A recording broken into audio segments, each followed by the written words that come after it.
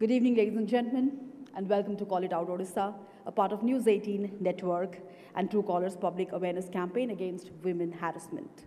Harassment not only impacts the physical, emotional, and mental well-being of women, but also hampers them from achieving their full potential in society. Taking a monumental step in combating women harassment, News 18 Network and Truecaller have launched a campaign, Call It Out Because It's Not Okay, to spread the message that harassment and inaction against harassment should not be normalized. Together with policymakers, law enforcers, mental health experts, social organizations and activists, and eminent personalities, our endeavor is to create an ecosystem which empowers and enables women to call out harassment by spreading awareness about the course of action that can be taken to prevent or tackle harassment. At the macro level, Call It Out is a movement to build safe spaces for women so that they can truly thrive in society. And what better place to take forward our campaign than Odisha, which may create history by producing the first tribal woman as the President of India. The BJP has named Draupadi Murmu, a tribal leader of the party from Odisha, as its candidate for presidential election, and I am definitely rooting her.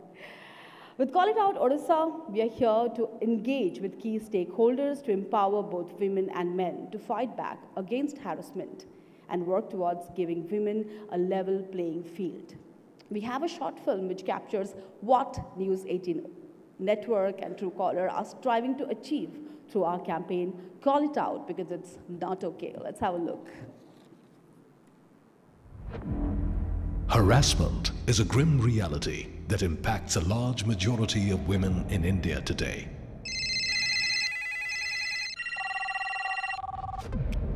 And with the digital age, new forms of harassment are cropping up each day, affecting the well-being of women in all aspects, especially their mental health.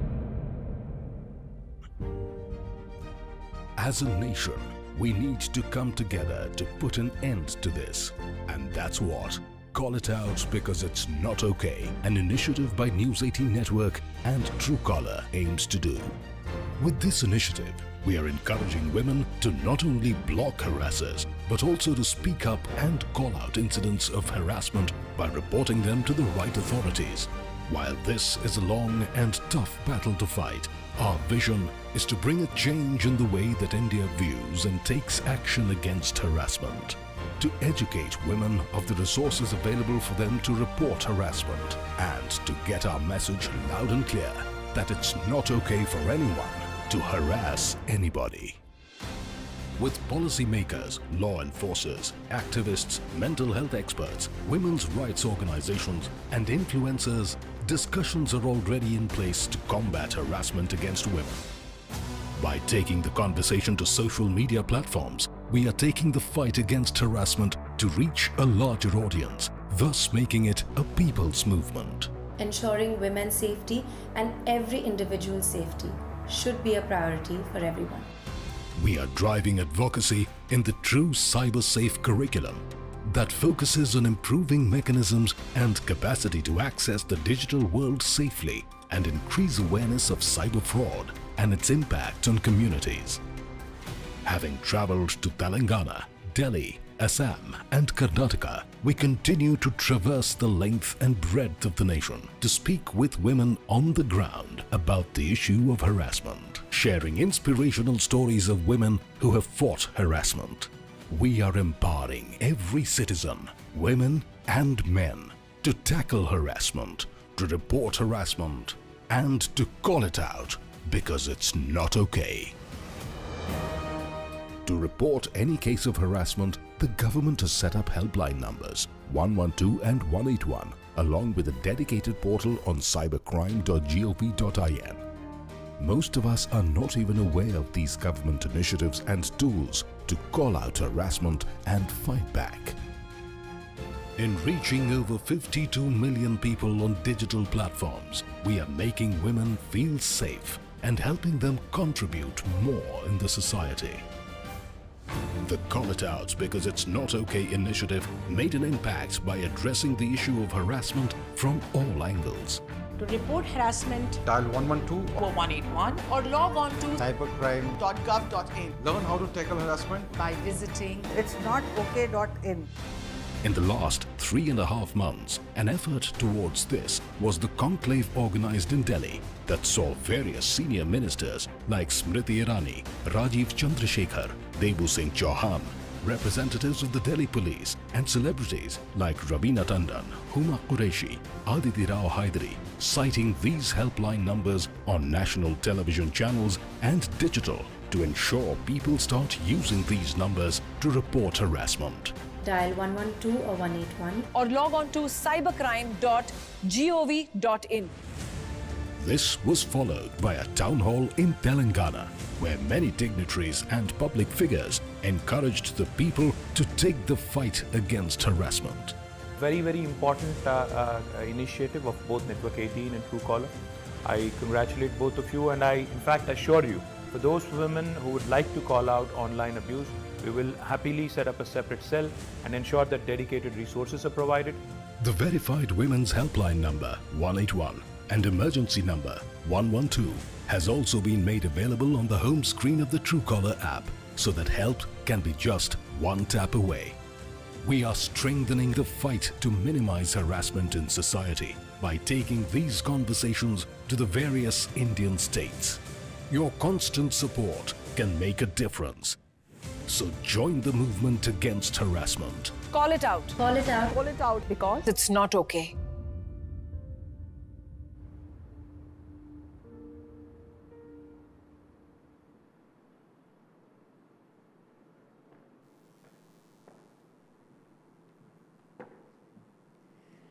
Ladies and gentlemen, we are delighted to have an opening keynote address by Honorable Chief Minister Odisha, Shri Naveen Patnaik, lending his support to our campaign, Call It Out because it's not okay.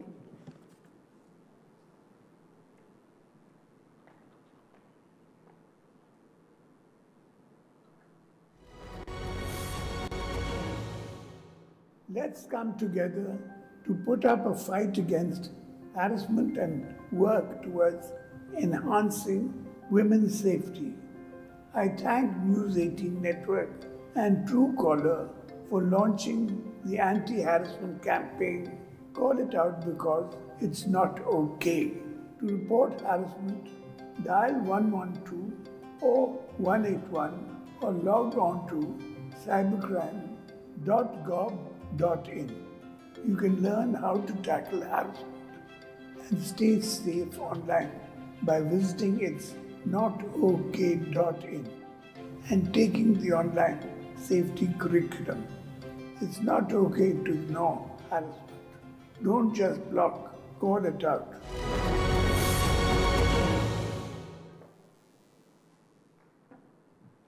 Thank you so much, sir. On that resounding note, to join the fight against harassment by Honorable Chief Minister Odisha, Shri Naveen Patnaik, I would now like to welcome Shri Tushar Kanti Behera, Minister of State for Home and Electronics and Information Technology, Odisha, to deliver a special address, please.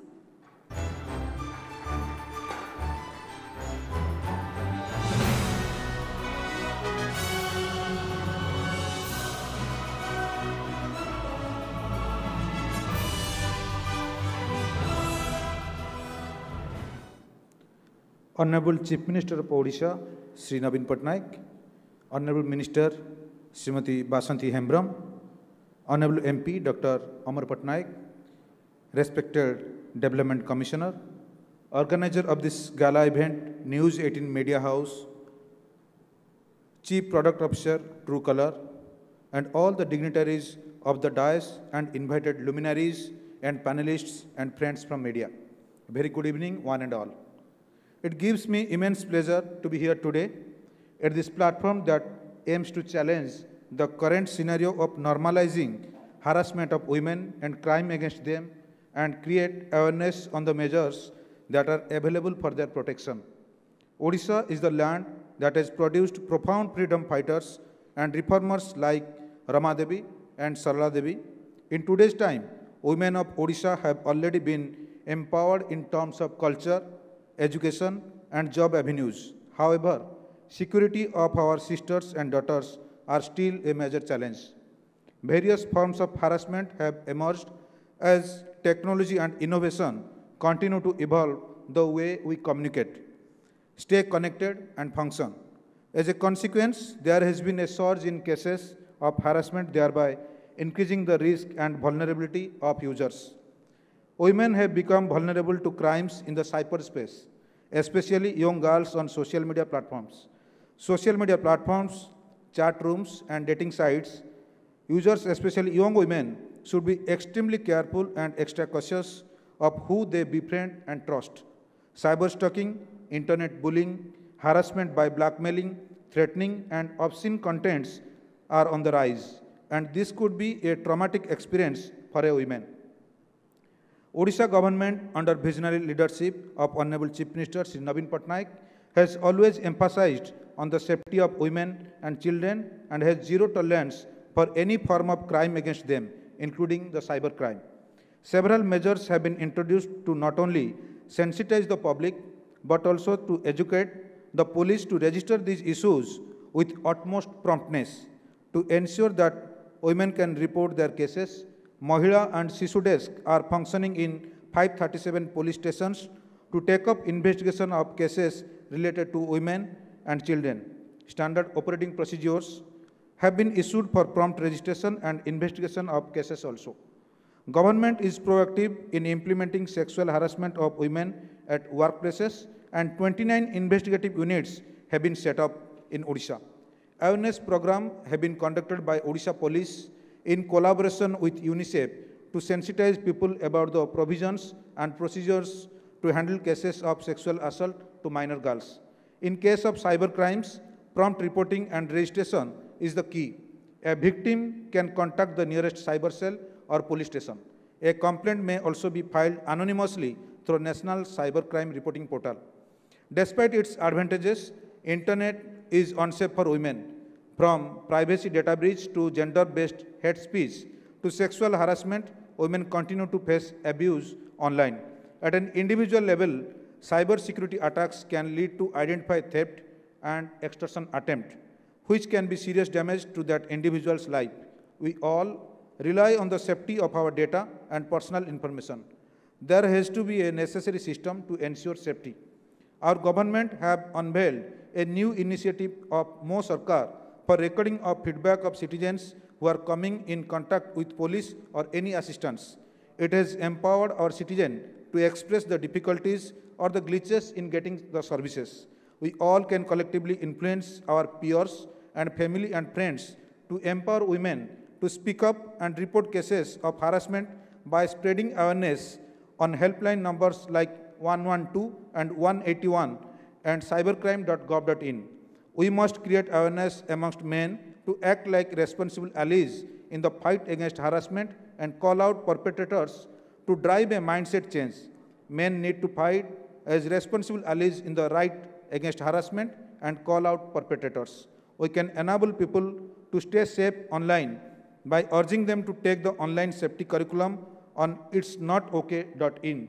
Standing in support of women is the need of the hour, and I commend TV18 and Truecaller who have come together with this nationwide initiative, Call It Out, because it is not okay campaign, encouraging women to call out against any form of harassment and striving to build a safe and secure cyberspace for all, especially women.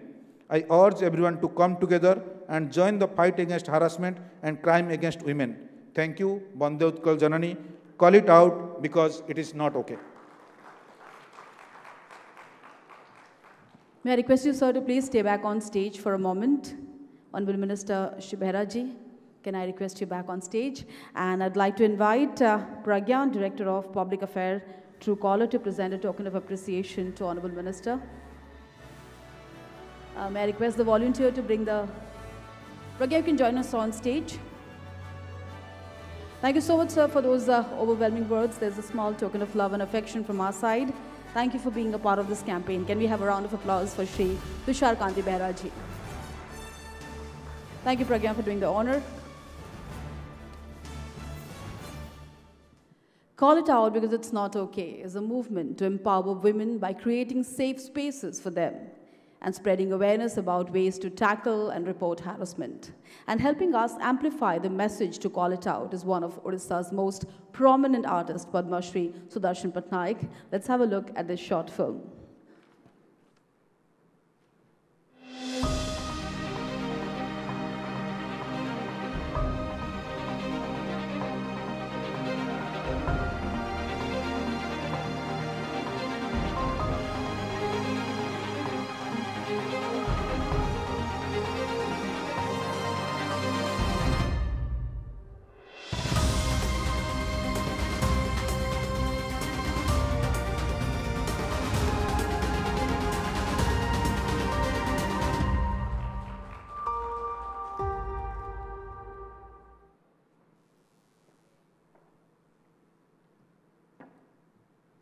Thank you very much, Shri Sudarshan Patnaik ji.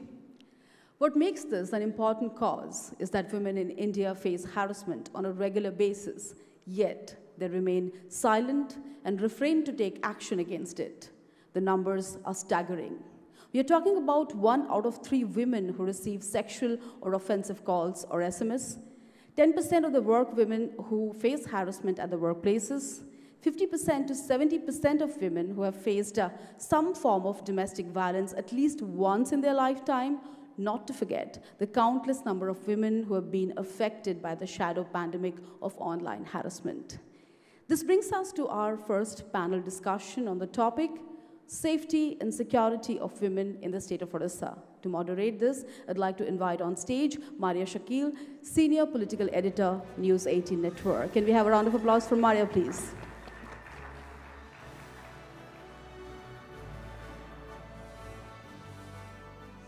Ladies and gentlemen, we have been taking our campaign to multiple cities, and it's an honor and privilege to be here in Bhubaneswar in Odisha. Let me get the panelists on the dais immediately. Pradeep Jaina, IAS officer, the Development Commissioner and Additional Chief Secretary of the State of Odisha.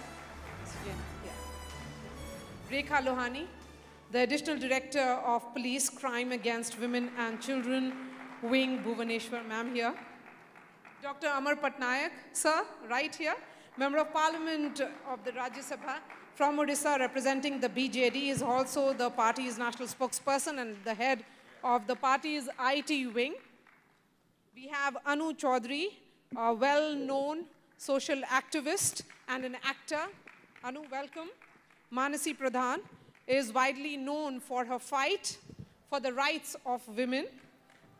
She's an acclaimed author and poet. Ma'am, right there. I hope all of you have the mic with you. Yes.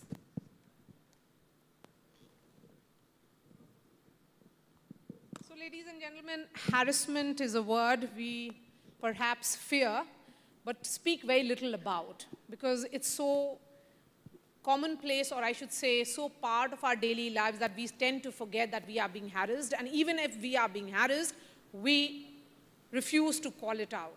That is the reason why Network 18 and Truecaller have come together to ensure that there are these conversations that take place in multiple cities across India, and to get the stakeholders on board is our primary aim, and that is the reason why we have this eminent panel right here with me for this conversation. So thank you so much, ladies and gentlemen. Pradeep Jaina, I'm going to begin with you. How is your government tackling cases of online harassment? Thank you, Maria. In fact, I must congratulate your channel as well as Truecaller for this wonderful initiative. And yes, harassment to women in different spheres, starting from the family to communities to elsewhere. And now the new form of harassment through online. This is going to increase, not that people would remain silent. Only thing, it depends upon how we take on it, how we call it out, and how we fight against it. As a government, not only the state government, my state government certainly is working on it. As a government, we should create that safety and secured environment for women. And the key enabling pillars for a secured and safe women's environment for women There are 4 or 5 pillars like education, empowerment, awareness, and then the law and order and the criminal justice system. If all these pillars we don't tackle and we don't say educate all our girl children, we encourage them to go, not only just go to the school, but go up to the college. And through the process, we build enough of strength in them to come and report anything that happens to them. One. Second, how do we empower them? Empowerment, when we talk of 3 forms of empowerment: social empowerment, economic empowerment, and political empowerment. So, the women also need to be empowered.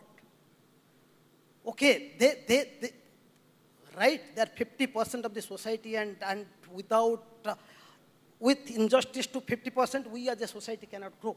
That's fine. But same time, when some people are trying to harass, then I should stand up myself, and then the society should also stand with me.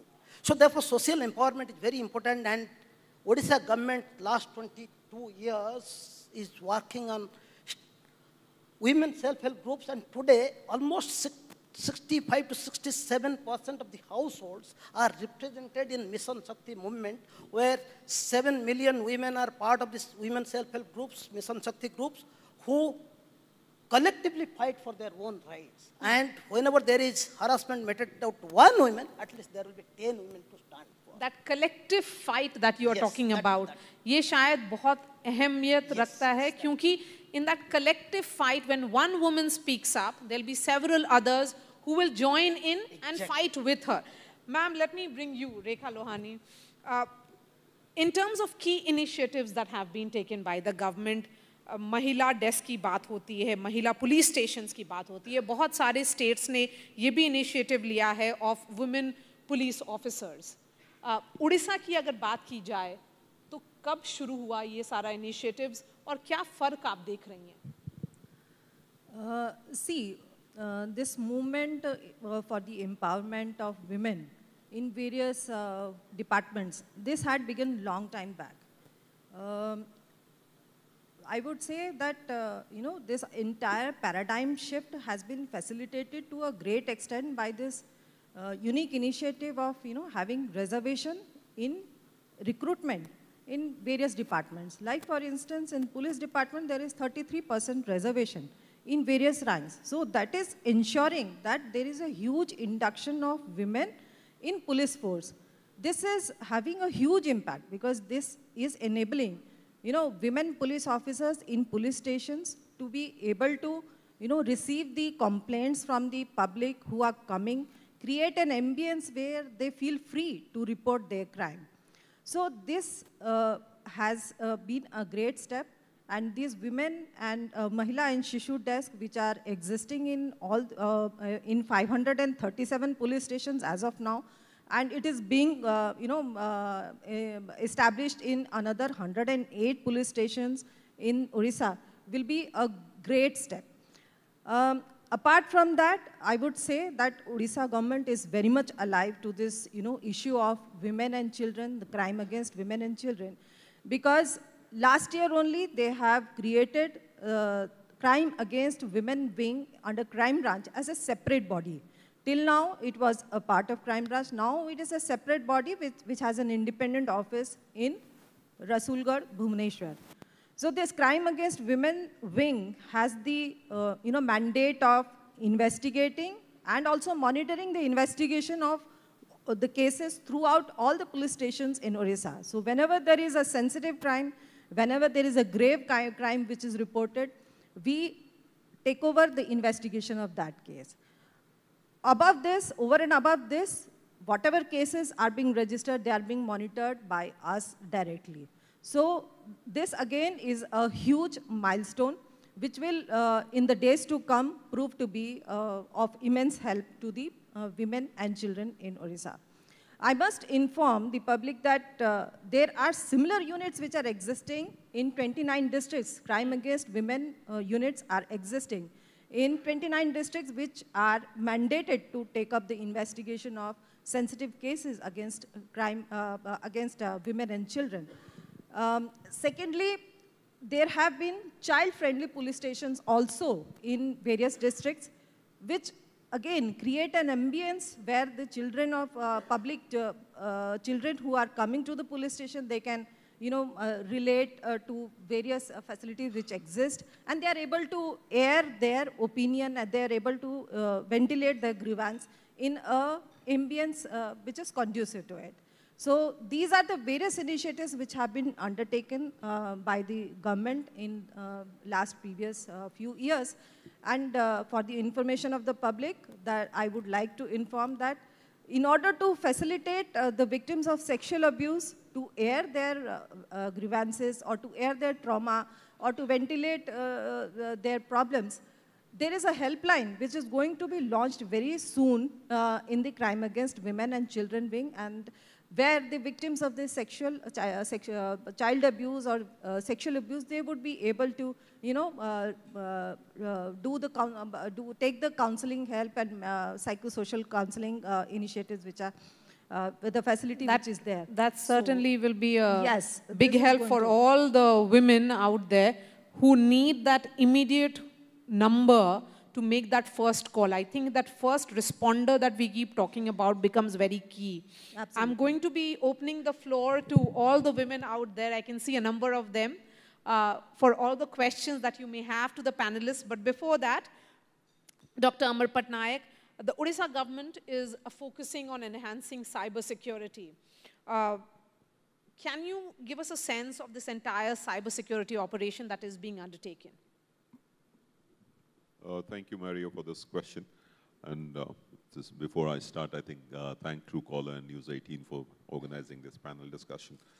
As you know, I think the world over, not just in Orissa, the world over, the incidence of harassment of women is now more through the internet, through the cybercrime kind of a situation. And this has been accentuated particularly after the pandemic, because I think for a couple of reasons, that access to the devices that through which you can access the internet was made available to people. And people also realized that it is very easy to get into the internet to harass people, including women.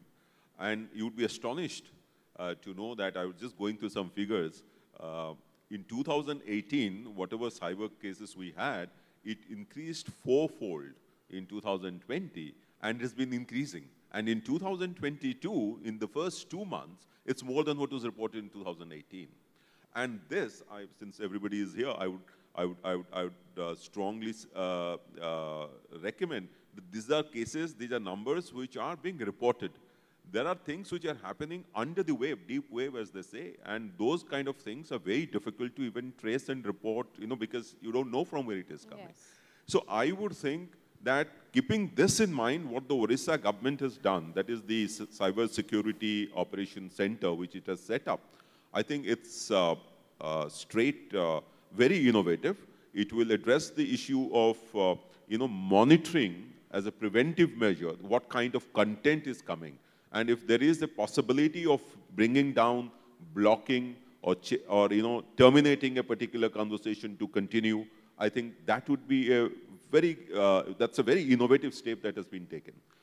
Added to that is, of course, the fact that there are various malwares which deny you the service. So that has also been built into this.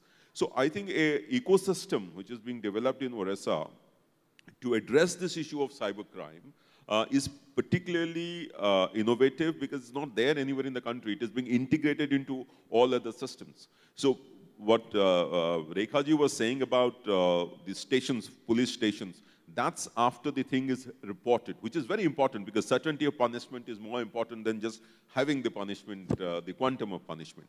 But I think more important is the government's proactive role in realizing that this is a risk, and where are the vulnerabilities, and where are the threats, and then identifying these to take down sites, to report cases to the national CERT-In, to terminate complete conversations and try to trace who is the originator of that kind of a conversation. So people here would actually have the confidence that if they report a case, first they are being protected against it, And if they report, action is also being taken. So I think the entire ecosystem is being developed in Orissa, which is pretty unique.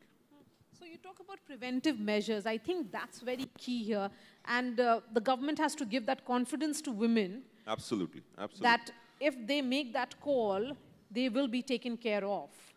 In fact, you see, that is even one step further, because what we are trying to do now is to identify it ourselves even before being reported. Yes. So continuously, 24/7, this particular operation center would be looking at the kind of messages, the kind of sites, the kind of content that is coming over there. You would realize that the central government has recently also come out with a paper which is put on the web, which is put on the internet for debate, public debate, which is on content moderation.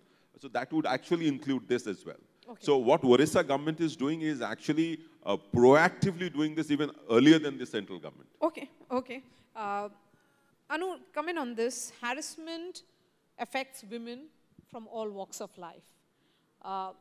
When we talk about the film industry, the industry that you represent, the industry that you talk about, what is the nature of harassment that we see? Very good evening to all of you. And first of all, I must say thank you. I'm really happy to be here, and really it's an opportunity to speak few words regarding the harassment, what's going on, not today, past over decades. And thank you True Color and News 18 for this initiative. And I must say that being into film industry past 2 decades, from my childhood I'm here only. So I worked in Orissa and in Telugu, Bombay and Kolkata, Chhattisgarh, so many states. I must say that there is no direct approach always for the harassment. So sometimes people indirectly also with towards your sometimes they will ask you, sometimes they will harass you with your words also. Whether there is 2 words in the film industry, everybody must be aware of this, like adjustment and compromise. And in between also there is a campaign going on, Me Too. It's a long campaign going on, but I must say yes, personally I never come across for the harassment in the film industry, because I truly believe in the talent, and you have to do your hard work, and you believe in the talent to come out. But so many people, those who are coming from the small town, they want to be career in the film industry. They sometimes actually gone through this. So Anu, when you talk about, of course, as we say that harassment is something that women face no matter in which profession they are in. Even when they are walking on the streets, they are subject to, because that makes them very, very vulnerable. In terms of experience, मुझे ये जानना है कि when you say adjustment and compromise, ये phone से आप अगर इस तरह से कुछ message किसी को, not you, maybe any of your friends who is from the industry, has she shared her story, and what was your advice? Block कर दो या report करो? It's really happened, and जो मतलब नए कमर आते हैं ना, वो लोग आके बोलते हैं कि they call us दीदी, and ma'am, see like this we are somebody messages us and somebody is asking. I say कि first you go and report. First you go and report. First you ask them. See, blocking something like if you block the number, then there will be a call in from another number. So that will not stop. So you should take an action. Because without action, so there is no end.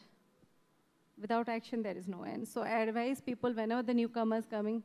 Besides blocking, the person might be harassing somebody else. Yeah, because if you block somebody, you might block that particular person from yourself, but he might be harassing others as well. Exactly. So reporting, it's not okay. Reporting is a solution. Blocking is not a solution. Yes. So what about you, ma'am, Manasi Pradhan? Yes, you have the mic with you. Women National Campaign जो है, उसके बारे में हमें बताइए, और आप क्या encourage करती हैं usually औरतों को? What do you tell them? Block or report? Thank you. सबको मैं बधाई देना चाहती हूँ. धन्यवाद. मैम थोड़ा mic. मैं आपको Honour for Women National Campaign के बारे में बोल रही हैं, जो 2009 में मैंने लॉन्च की थी। ये सिर्फ इसलिए किया था, मैंने देखा, मैंने काम बचपन से कर रहे हैं, सिर्फ शहर में नहीं कर रहे, मैं गांव से आई हैं। मैं जंगल के अंदर पैदा हुई थी, वो दिल्ली तक गई और बाहर में भी अभी काम कर रहे हैं मैं इंटरनेशनल में। इसीलिए मुझे पता है, मैं जुड़ी हुई है मिट्टी में। जो औरत काम कर रहे हैं, जो गांव में रहती हैं, घूंघट के नीचे जो रहती हैं, वही महिला से लेकर मैं इंटरनेशनल महिला के साथ भी जुड़ी हुई है। वो मैं समझती हूँ ये लोग का दुख क्या है, दर्द क्या है, क्या हरासमेंट है, एक्चुअली क्या है दुख, ये मैं जानती हूँ। इसलिए मुझे दुख हो रहा था। मैंने डिसाइड किया 2009 में Honour for Women National Campaign मैंने शुरू किया, लॉन्च किया।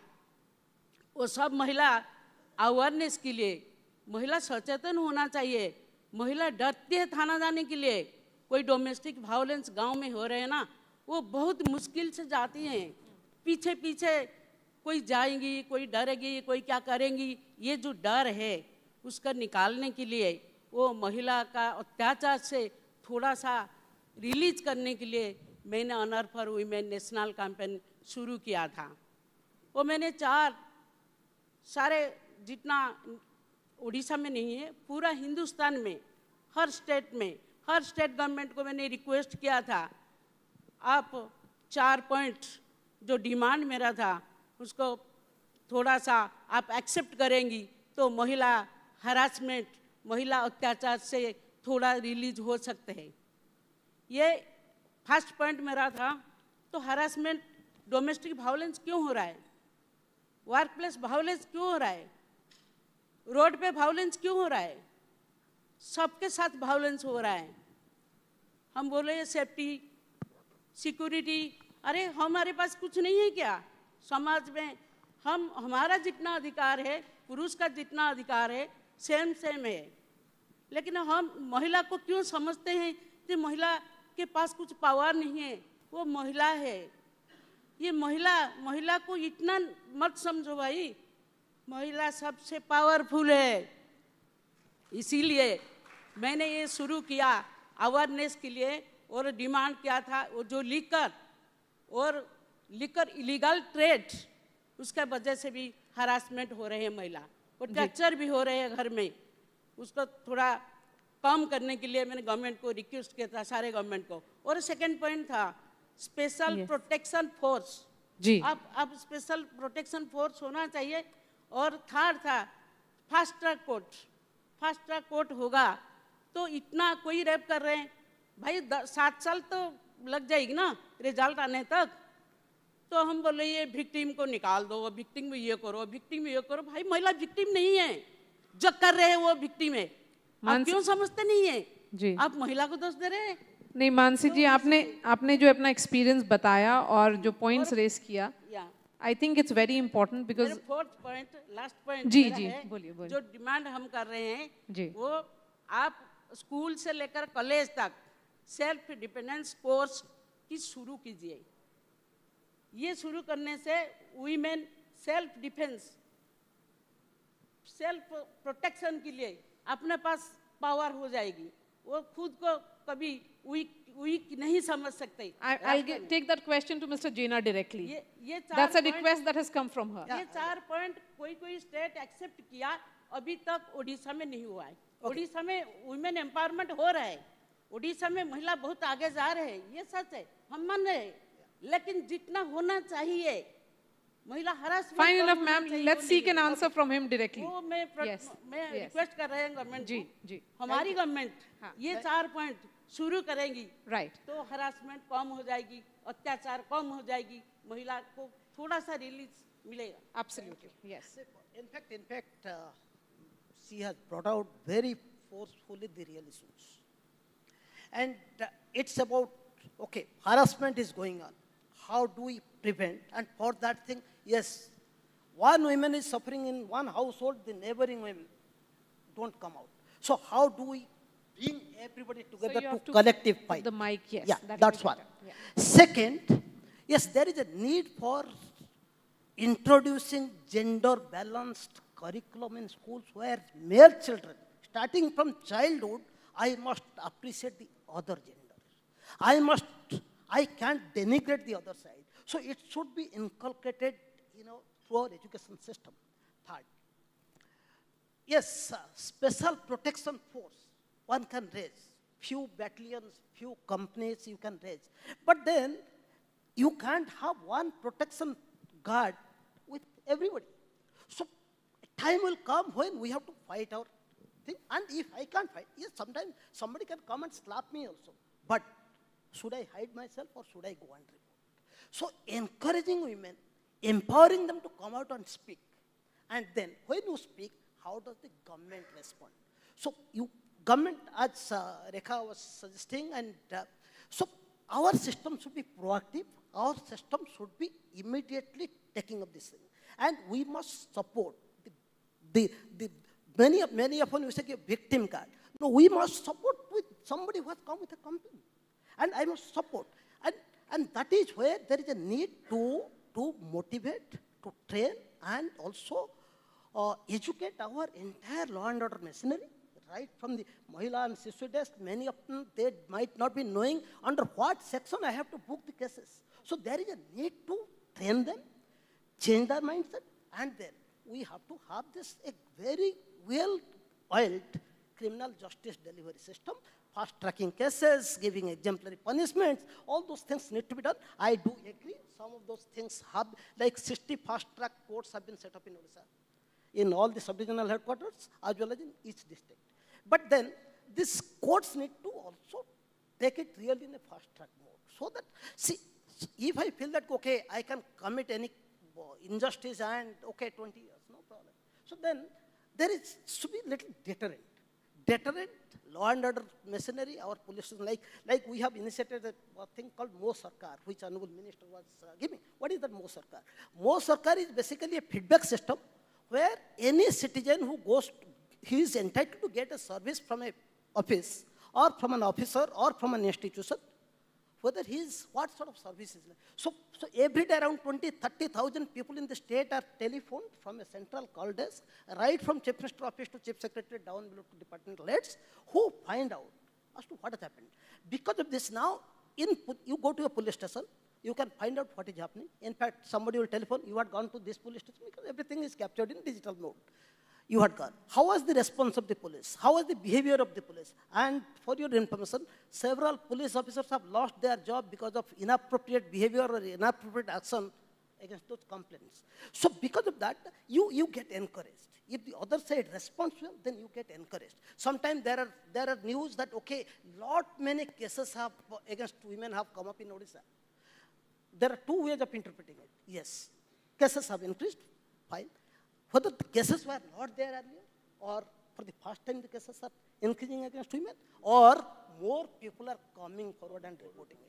Okay. We must encourage more people to come, and once more cases come to us, then the system must fine-tune itself to respond to those. Okay. Ma'am, Rekha Lohani, when a woman faces harassment, be it phone, online, offline, what are the immediate steps she can do to report in Odisha? Yeah, the harassment is of two types, offline and online. So whenever there is a offline harassment case, whether it is in a public place like bus stop or maybe in some college or school institutions. So immediately what they can do is to call 112.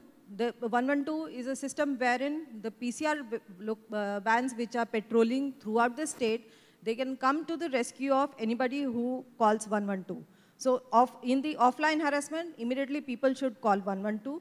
There is a very robust system, about 353 PCR vehicles. They are roaming throughout the state, so they can immediately reach out to you. As regards this online harassment, whenever you feel you face any instance of that kind, people can immediately file their online report through cybercrime.gov.in. There is another website which is cyberps.cidcb.orpol@nic.in. wherein they can submit their online complaints.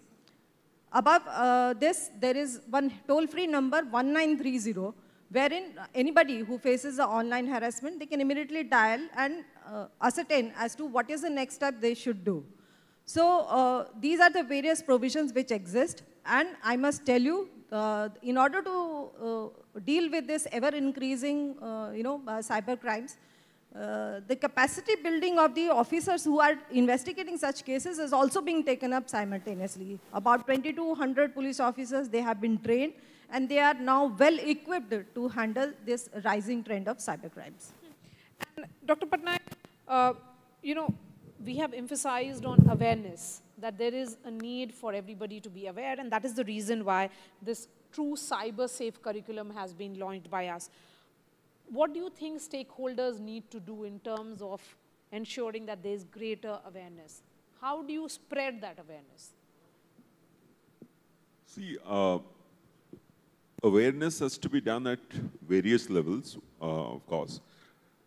Most important thing is, as Pradeep Jena said, it has to start in the schools itself, because through the curriculum, people come to know what would constitute, when do you recognize that a certain incident is actually an incident which is not acceptable to a child because it is to be treated as a sexual content. So I think the awareness has to come at the schools level. Awareness, I think, also has to come at the household level. In every family, the support has to come to the child that there is, if there is an incident, then the child should be free to report to his parents, and he should be encouraged to go along with probably the parents yes, that's very key. So family suppresses. It's a really vital point. It's a really vital point. So that is the societal awareness that has to come. And particularly, as Madam said, in rural areas, this is very important, because in rural areas, the elders of the village probably decide that this should not be reported because this is the ijjat of the village or something like that. Particularly in North India. Particularly in North India. Is associated. No, that's not acceptable. So that's an awareness. So yes, awareness has to be done 24/7.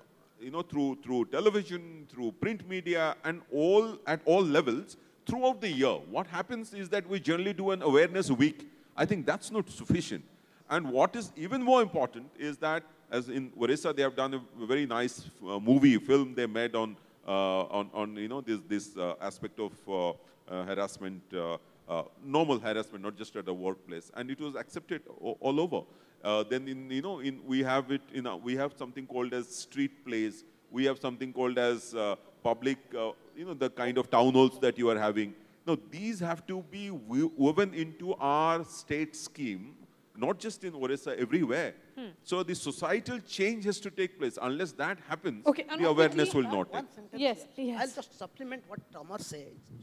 In fact, in Odisha, out of 1,800,000, almost 1,01,000 public representatives, around 60% this time are women. 60%. 21 out of 30 Jila Panchayat heads are women. 209 out of 314 block chairpersons are women. So 60% of 1,60,000 political leaders at the grassroots. It's a potent force. If we can train them, if we can talk to them and encourage them. And women should encourage other women. Women should not be deterring or stopping the other women from reporting harassment. Quickly, Anu, and then I'll open the floor. Can I see the mic, please? The mic has to move around. Let's start raising the hands for the questions. Please go ahead, Anu. I must say, yes, there is a quite vital point and Amar Patnaik ji told and Pradeep Jena ji. The awareness should start from your home. That is the first thing. And you should, make sure your children should respect and understand the care towards your, parents, sister, mother, anybody. Because that is the age only what they see, they learn. So the first thing, if you want really, the nation should be harassment-free. All the population should be well educated, first thing.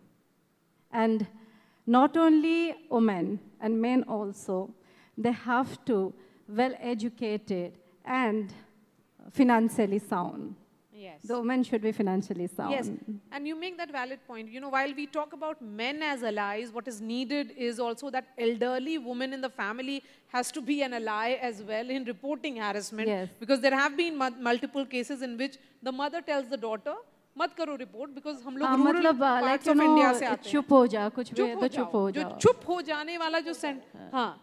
चुप हो जाओ needs to be एकदम. So there is a good That चुप हो जाओ needs to be silenced. On that note, let's open the floor. Girls, please ask questions. सवाल पूछिए, because सवाल पूछना बहुत जरूरी है. तभी जवाब मिलेगा. Okay, let's move the mic. Yes. Please stand up and ask. Yeah. Yes, thank you. Good evening, everyone. I'm highly privileged. Ma'am, you have to place the mic a little closer. Yeah, good evening, everyone. I'm highly privileged to Truecaller and News 18 for giving the privilege to ask the question to the panelists and all the women and ladies present here. I think which is the most important cause for harassment?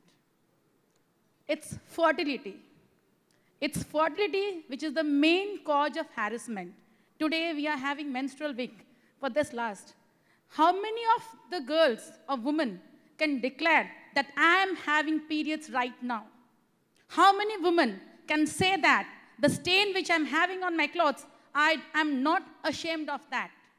How many parents teach children that fertility is not your weakness, it is your strength?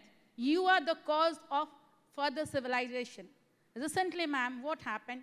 We conducted a workshop on menstrual cycle. We collected 80 girls from all over Orissa through Navodaya Vidyalaya. And there was a small girl who came to the forefront of media and told that I am proud to be a girl and I can declare my periods because I am giving birth to the next generation. And for example, I want to cite a case recently on 15 June. There was a girl named Miss Patnaik, I won't declare the name, right? She left her home at 6:40 p.m. Yes. of Brit Burgard Colony. Okay. The parents went to the police station and filed an FIR. The police didn't pay any heed. At 12:30 a.m., midnight, I got a call. I called the police station. What are your steps? Ma'am, we have reported we took the FIR. After 24 hours, we are going to take. I told, what will be the condition of the girl? Okay. Have you ever mentioned? Ma'am, thank you so much. Rekha Lohani will take that question. Yes. What is the question? It needs to be... It was more of a statement. Yeah. Response from the police, the last part. Yes. When the woman goes to the police station to file the FIR, what is the next step? Is that what you asked or what else? The promptness with which the police... The promptness of the police. Yeah, that is it. It's more of an observation. Okay, so what you're saying, as I understood, was that the police responded after 24 hours for the registration of the FIR. After I convinced them, they took expedient steps and the girl was rescued. Okay. So, police is prompt, as in whatever incident you narrated, so they immediately took steps for the rescue of the girl. So, it's a good thing. I mean, I'm sure the possible response will continue in the future as well.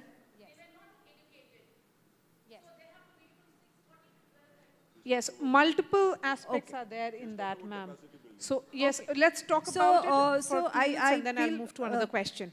Yes. So, in this particular case, maybe there was a delay of about 4 or 5 hours or whatever.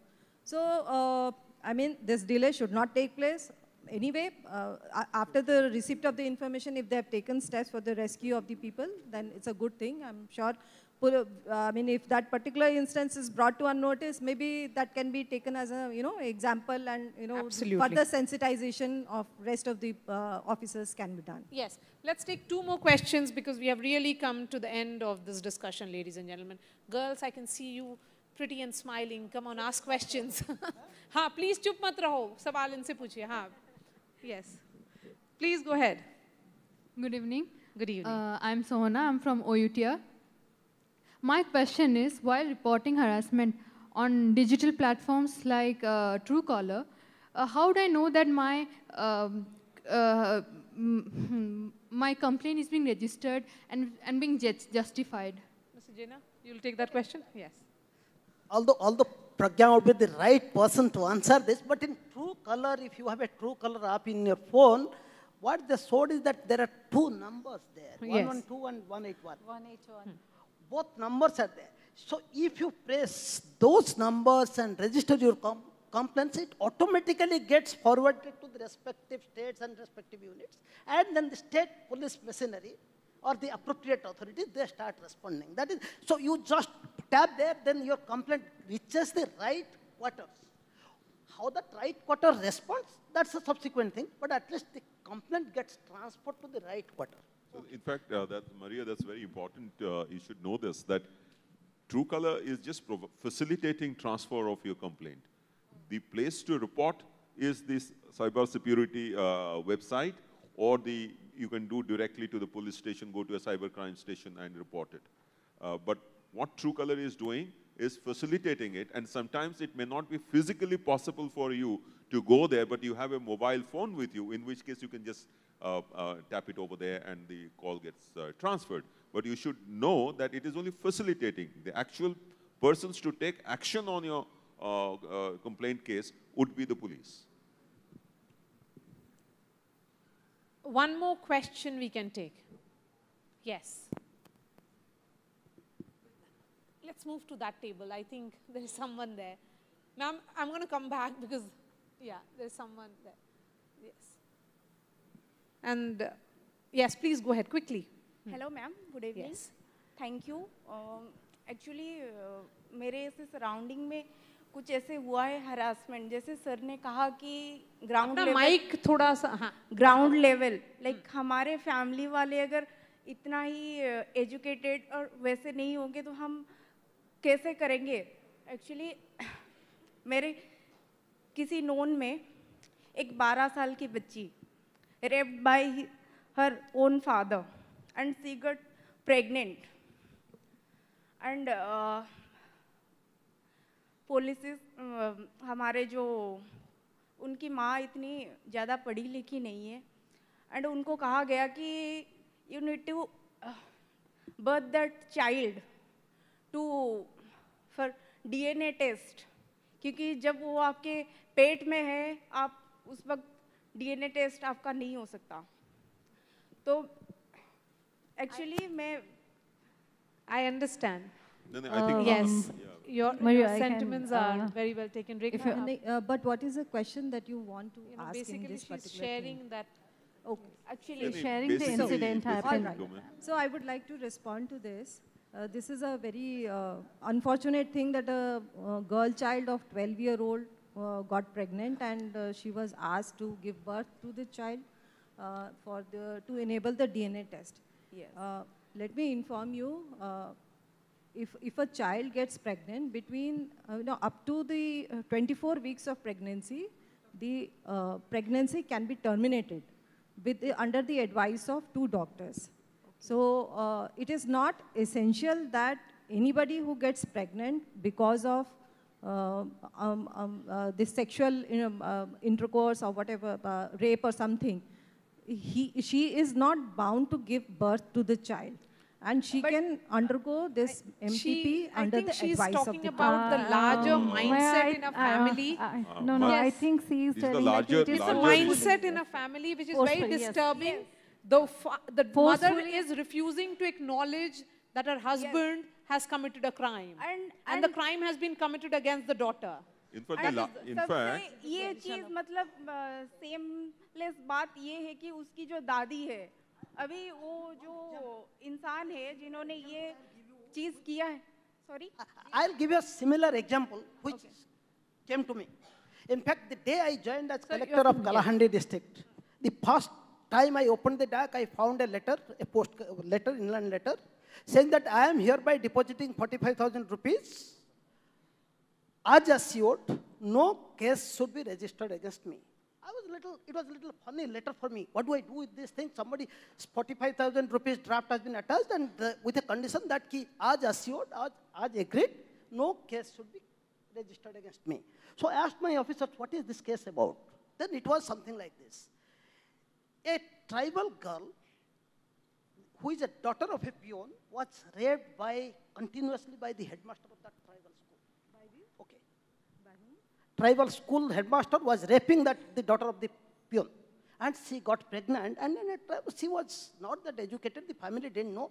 And by the time they discovered that she is pregnant, it's about 7th month. Okay, fine. So it was agreed to settle the matter by giving 45,000 rupees, and somebody in the administration had accepted.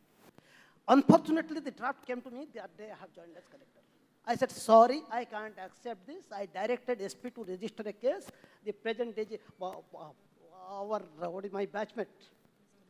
Yes. Then finally, we took it to the logical end, and the fellow was convicted. It takes a lot of courage for a young girl yes. to narrate that story in a hall full of women and men. I can say and it takes a lot of courage to do that, and it is about the real call it out which has happened here. This is what all of us should encourage. Mansi जी, मैं आपको final thoughts के लिए बोलूंगी, 30 second में करिए, क्योंकि हमारे जो प्रोड्यूसर है वो बार-बार बोल रहे हैं कि ये पैनल डिस्कशन खत्म करना है. प्लीज कंक्लूड करिए. जी, मैं इतना ही बोलना चाहूँगी. तो आप जो वुमेन के ऊपर अत्याचार हो रहे हैं ये सबको पता है, इसीलिए हम सिर्फ लेडीज नहीं करेंगे, वो जेंट्स नहीं करेंगे, पुरुष नहीं करेंगे, सब लोग आवाज बेहतर होगी अगर सब लोग इकट्ठे होकर ये जो काम हो रहा है, अपकर्म हो रहा है, उसको रोकने के लिए सोसाइटी में हर पीपल जो लेडीज है, जेंट्स है, बॉयज है, गर्ल है, सबका रिस्पॉन्सिबिलिटी है.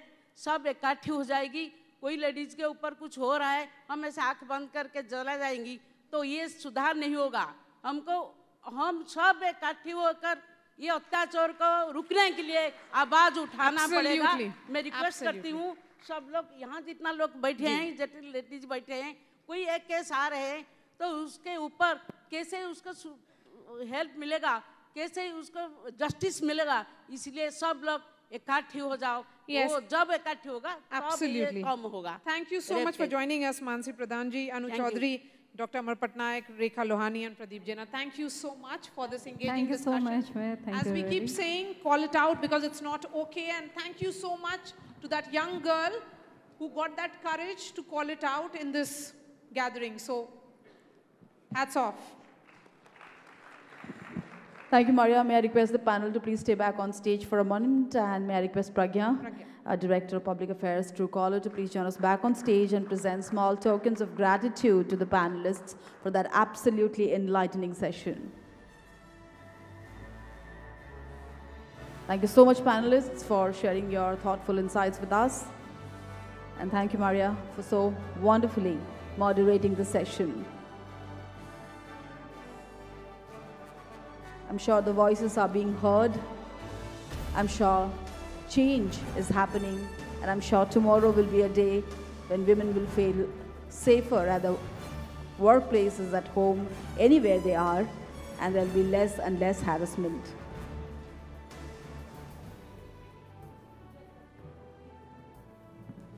That picture definitely is mandatory. Post a very successful session. Thank you once again, panelists. Thank you, moderator.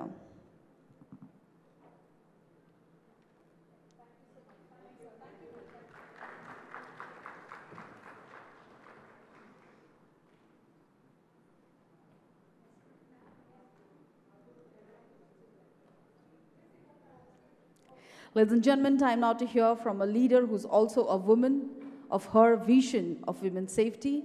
Please put your hands together for Srimati Basanti Hembram, Honorable Minister of State for Women and Child Development, to please deliver a very special address. Srimati Hembram.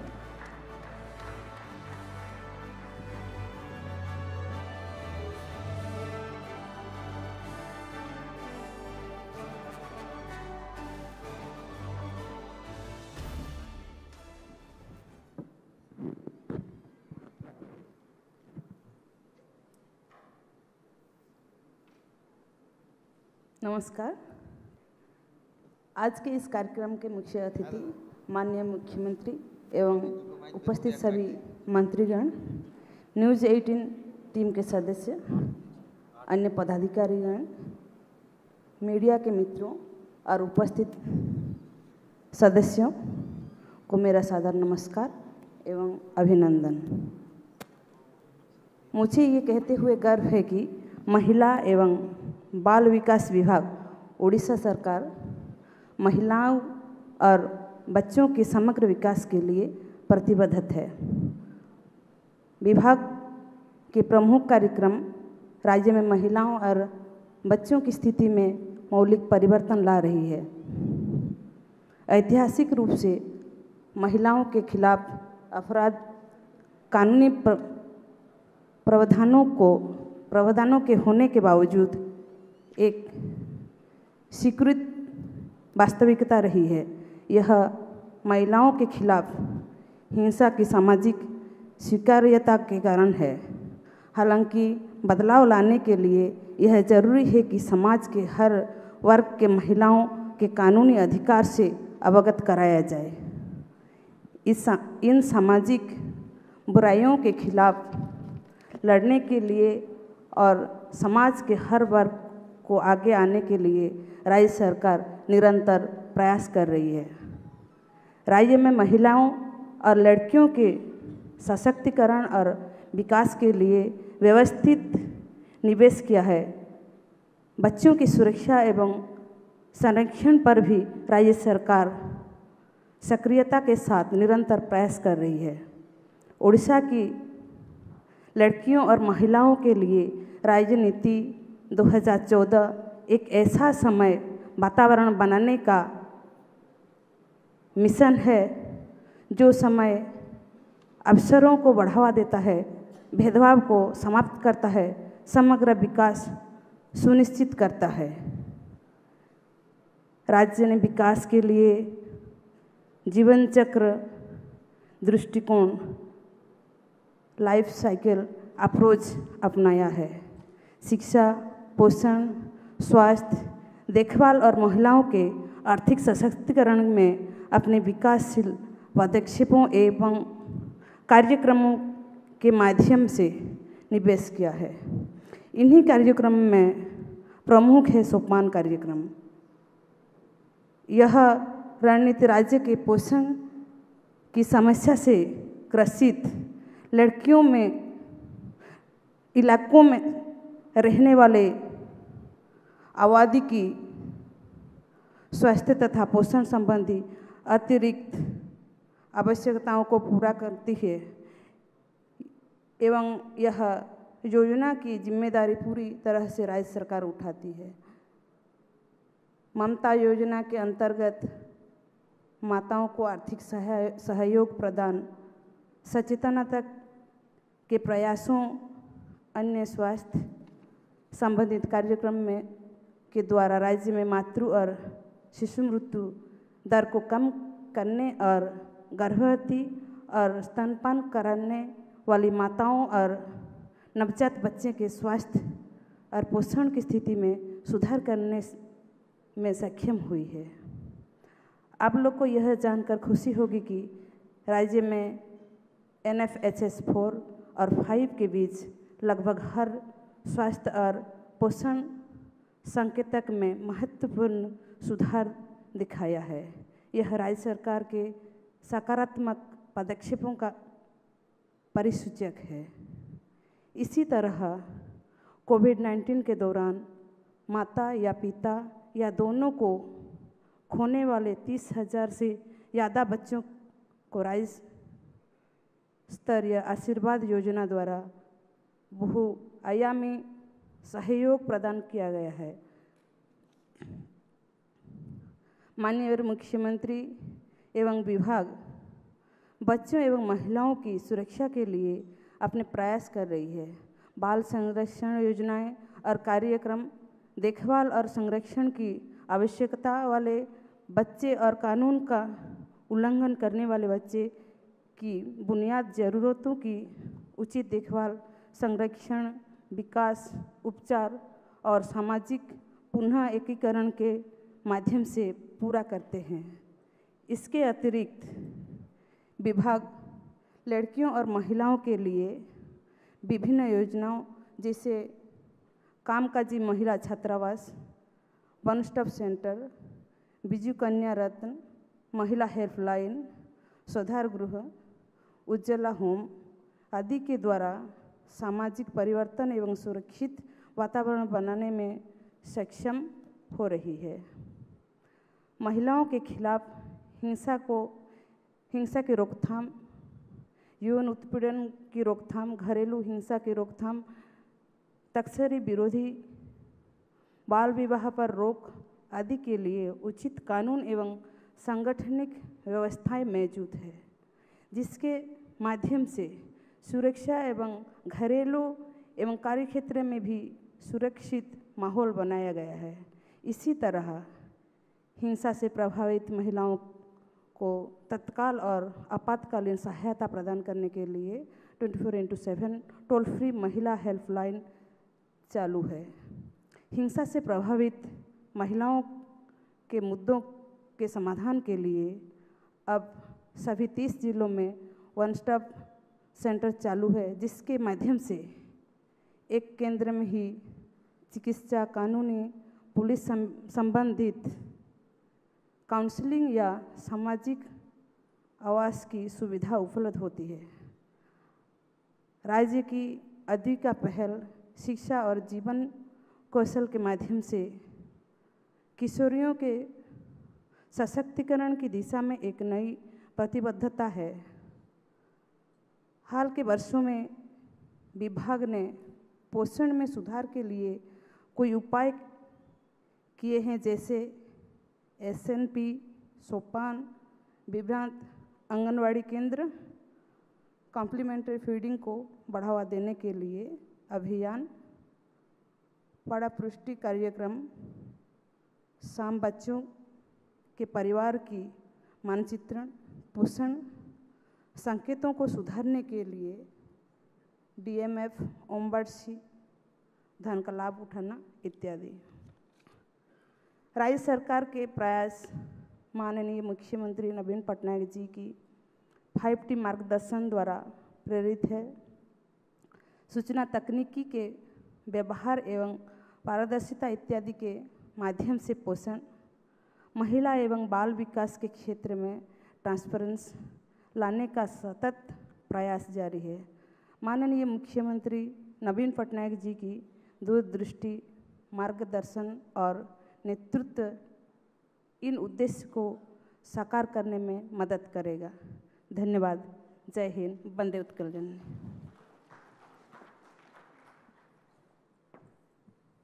May I please request you, ma'am, to stay back for a moment, and may I request Pragya to please join us on stage and present a small token of gratitude to Honorable Minister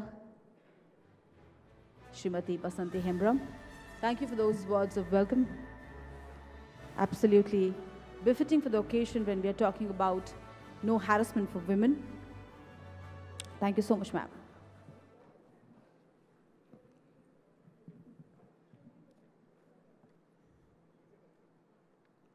A key factor in women's economic empowerment is their ability to participate equally in the workforce. But India has one of the lowest female labor force participation rates in the world, as per World Bank estimates. This is a critical issue that needs to be addressed, because when more women work, economies grow. We must also analyze the impact that lack of safety can have in limiting economic opportunities and growth for women.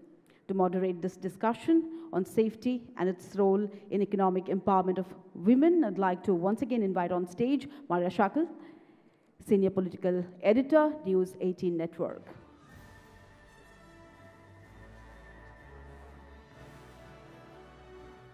Thank you so much. I'm back on the dais again. So harassment actually impacts our spaces, and it also has a major impact on how a woman sees her career, her economic prospects. And that's what we'll be debating and talking and discussing in this panel. Let me have on the dais Arun Bothra, one of the most prominent faces on Twitter.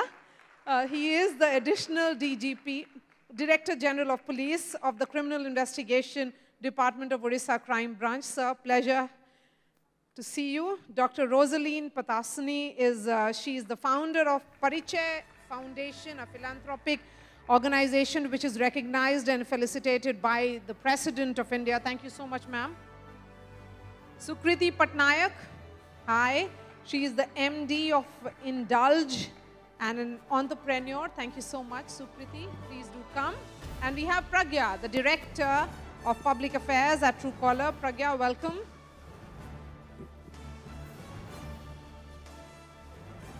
So before I begin the session, I'm going to tell everyone, all those girls out there, let's ask questions. I'm going to open the floor for questions after this round of discussion.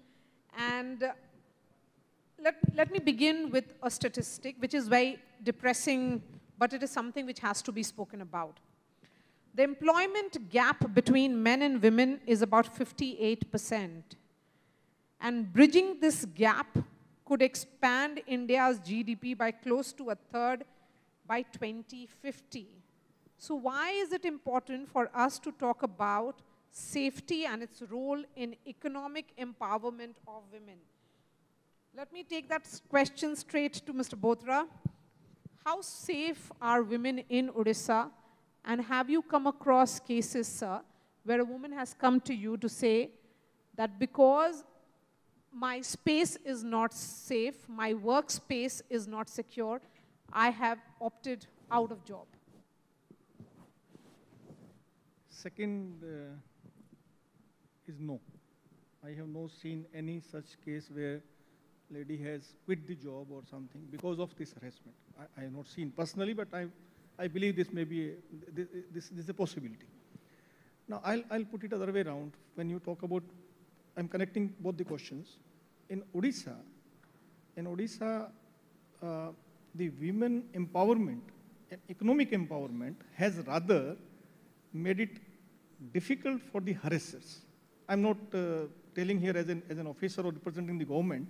I'm telling an individual who has stayed in Odisha for 20 years. Right? I come from Rajasthan, studied in Haryana, stayed in Delhi and Noida. So I can genuinely compare both the places, how things work in North India, with all due respect to North Indians, because I am a North Indian. How things are there, how things are here. One more thing I can tell you, like Odisha again is not one thing. Coastal Odisha, this side, Eastern Odisha, it has more outside impact. But as you go to interior like Southern Odisha or Western Odisha, Southwest Odisha, the society is not matriarchal, but still a lot of the women have more say in the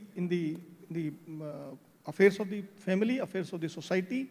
And Mission Shakti, one thing I'm going to tell you, again, you may think that I'm as a spokesperson, I'm talking about the government, but there's a program called Mission Shakti, which has actually empowered women in their individual spaces, as well as a community.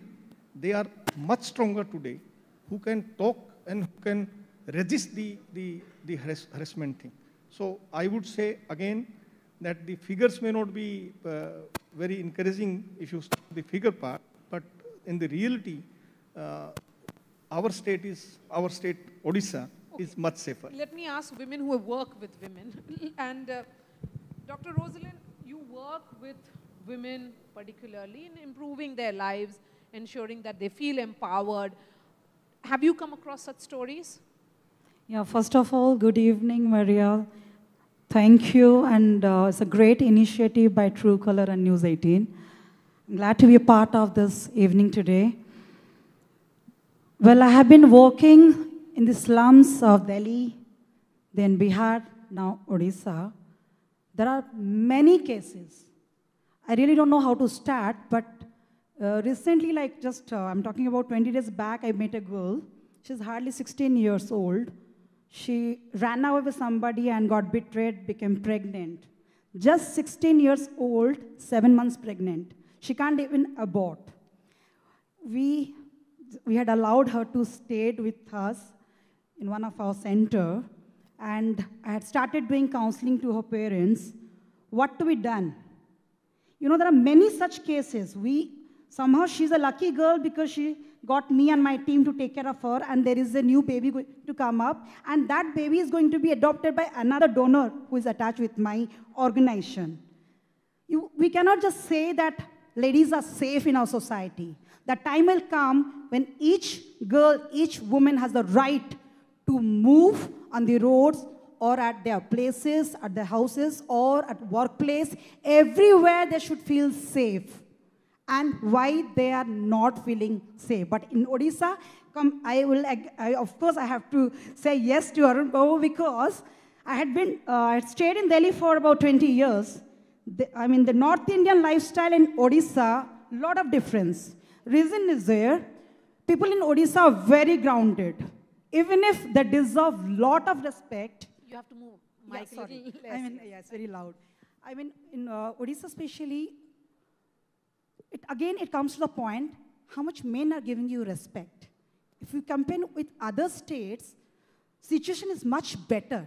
Cases are very less. But we cannot say there are no cases. I'm sorry, sir. There are cases. Recently I have seen something, and there are so many cases. If I'll start bringing, now we don't have time. We will come back to you again. Sukirti, come on that point. Police has such a bad image when panelists are scared of police. What? No, police doesn't have a bad image. No. She is talking about her experience. Because, sir, invariably, because the nature of the discussion is such that you are a stakeholder at the level of implementation. She is someone who is experiencing it with women on ground. I have one point, sir. Police, they're doing really good in the state of Odisha. I'm not saying that. Girls are hesitating. They're not able to reach out. And they're not allowed to reach out. There is a difference. Even if they are ready to speak out something, their own family members are not giving them the permission to move out and speak out. There are many other challenges. Okay. Sukirti, as a woman who is in a leadership role, how important was your economic choices? How were they dependent on your safe spaces so that you felt safe and hence you were able to make those economic decisions? Thank you so much. Apan samastungu namaskar. And it's a lovely question. So, safe spaces, safety. I think that is the first parameter that any of us need, be it a man, a woman, or a child, for any decision that we take. If we are not safe, we cannot just take the next step. So I'm very thankful for the men in my life, be my father, be my brother, be my husband. All of them have been so supportive and they have made the space so safe for me. I believe Odisha is a very, very safe place, and I'm proud to say that. And I started my journey as an entrepreneur around 12 years back with only 7 employees. And now we have more than 250 employees, most of them women. And I am here to empower more and more women because I believe financial empowerment is true sense of empowerment. So be it a job, be it a business, be it any kind of, where you're having a steady income, I think that's really helpful. So there's a statistic you must know. Across the world, 48% of women are actually into economic activities. But if you compare India, it's only 24%. So, but then we are still getting there. So, there is always a positive side to it. We are getting there. You forgot to also mention that I'm the national co-chairperson for the Indian Chamber of Commerce Women's Entrepreneurship Committee. So, that is where, recently we did a Women's Business Mela, the first of its kind in India. So, where 150 stalls were put up by only women entrepreneurs, starting from tribals to STSC group to people from the urban areas. So 150 women selling products and services which they are owners of. I think that is a great step towards empowerment. Yes, those are very encouraging numbers, certainly. Pragya, safety and access is linked. And if your workspace is safe, that is when women step out of their homes. They try and almost come to terms with harassment in a different way. What is your take? No, I absolutely agree, and thank you for sort of raising different points on this panel and bringing the different aspects out. I think you're absolutely right. It's just not about the safety in the workplace. I think that a lot has changed in the last few years. You have the POSH Act, you have the government stepping in, setting in policies. Also, there's a lot more awareness within the corporate sector around what can women do if they are facing harassment. I think what I would like to shine the light on is more about the logistics of it, right? Reaching your workplace. And I think that's something that women think much more about than men ever need to think about. And I think the reason why we're having this conversation is because why do we need to raise these questions? Because obviously there isn't an equal level playing field that we are being given to unlock the potential and economic value that we can create and contribute towards society. And so I think what we are trying to do here with this campaign is, of course, make digital communication safe, because that's what our mission is. But more importantly, also help women start a movement where you can also reclaim physical spaces, whether that is traveling in a metro or knowing that if you are sitting in a public space and you are being, you feel uncomfortable or unsafe, you can pick up your mobile phone and open the Truecaller app and call the 112 or 181 helpline, simply informing them that yes, you're in a situation where you are feeling vulnerable. And I think, I've been meeting many people in the last couple of days that I've been here in Bhubaneswar. Firstly, this is a beautiful city. I think I just want to come back here as much as I can. I love the pace of the city. But also that as I'm meeting many more government stakeholders, I think the one message that is cutting across is that they want to make sure that women in Orissa are getting educated, that it is an agenda for them to make sure that they feel safe. And I think to also the point that Jenna ji made in the previous panel, that a lot of the leaders here are also women. And that is very encouraging, because as young women, when we see other women in leadership roles, we feel encouraged and we feel like, yes, if they can do it, so can we. And I think that helps many more women. Also, it brings in a whole perspective into policy making, which makes sure that 50% of the population, which is us, are also catered in for. Because, like you said, safety has to be in hygiene. It's not something that we need to demand. I think it should exist as almost a given. Yes, and to take that thread forward, Mr. Bothra, since you're very active on Twitter, and I'm sure you get a lot of complaints or women reach out to you for help also on that platform, what is the first response that you give to them? And if a woman comes to you, or in general, all the girls out here, what would you be telling them if they have faced harassment? What is the best way forward to approach an issue of harassment, according to you, sir? See, the first thing is there's a perception. I must admit that there's a perception with many people that we will not get justice, we will not get, there'll be no action. People are hesitant. I totally agree to that. But taking this opportunity, and I'm thanking you for that, I want to tell all the women here and whoever is listening, we may not be able to solve your problem totally, but we are there to hear you out. Please approach. Whenever you have any problem, we have one helpline 1930. That's cyber helpline of Odisha Police. It's pretty active. Our cyber police station is actually manned by your, what you call, I don't know, they have a lot of women actually. A lot of women there. And we have kept women deliberately because we know that the harassment cases are more with women. I'll tell you one example. The problem is not that they are not coming forward. Problem is different. It is societal, not about the police. Yes. What is they come to us, they say that we want an action, we do not want to file an FIR. We want an action, we do not want to be named. Recently, one girl, she is doing MBA from Bhubaneswar, and I think she was about to get married after 10 days, and somebody created her Instagram profile and then started harassing her or something like that.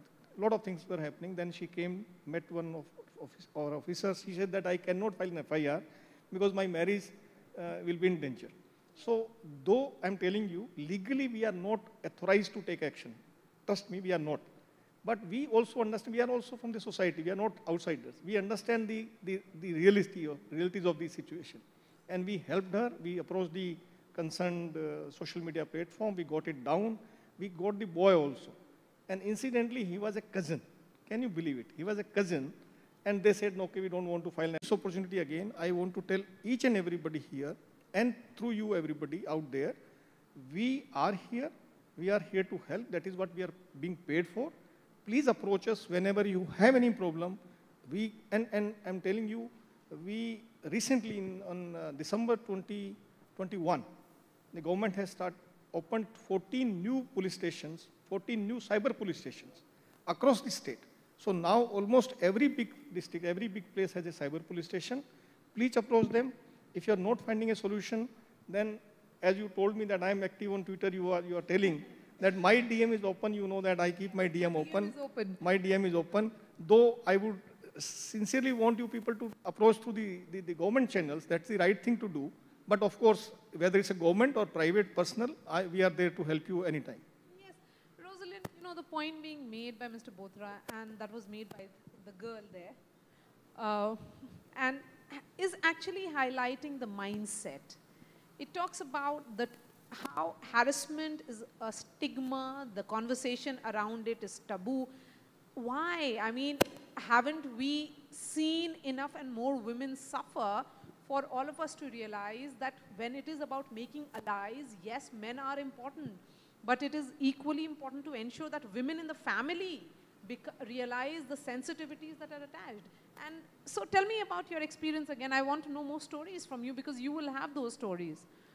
First of all, we need to teach our boys from this school. I mean, that should be a curriculum for them, you know. It should be a mandatory. Like the way we are learning moral education from the beginning, boys should be like, they should be attached with this subject, how to respect girls and women of our society. The mindset really counts, and especially the challenges are happening in the backward areas, especially in the slum areas. If there is an incident, if a lady is being what do you say, misused by somebody, and the child is very small, psychological problem is happening. That boy, if not today, tomorrow, he is becoming the criminal. This is the real challenge of our society, which people are ignoring. And I have so many cases, not one, many cases. I have been speaking to the boys also, those who have been like speaking wrong about the girls.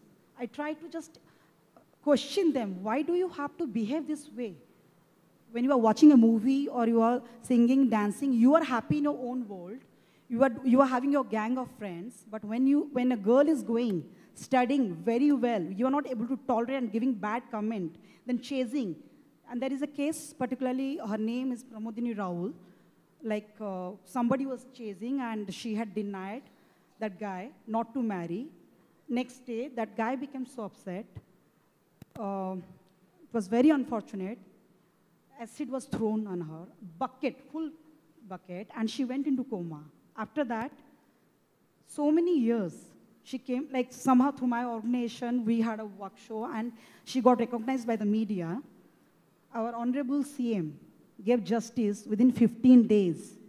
Why you all should know, this girl's life got ruined up because of one guy who followed her, and that rejection was something not acceptable. He was a guy from army background, and nobody ever thought of arresting him for about 10 years.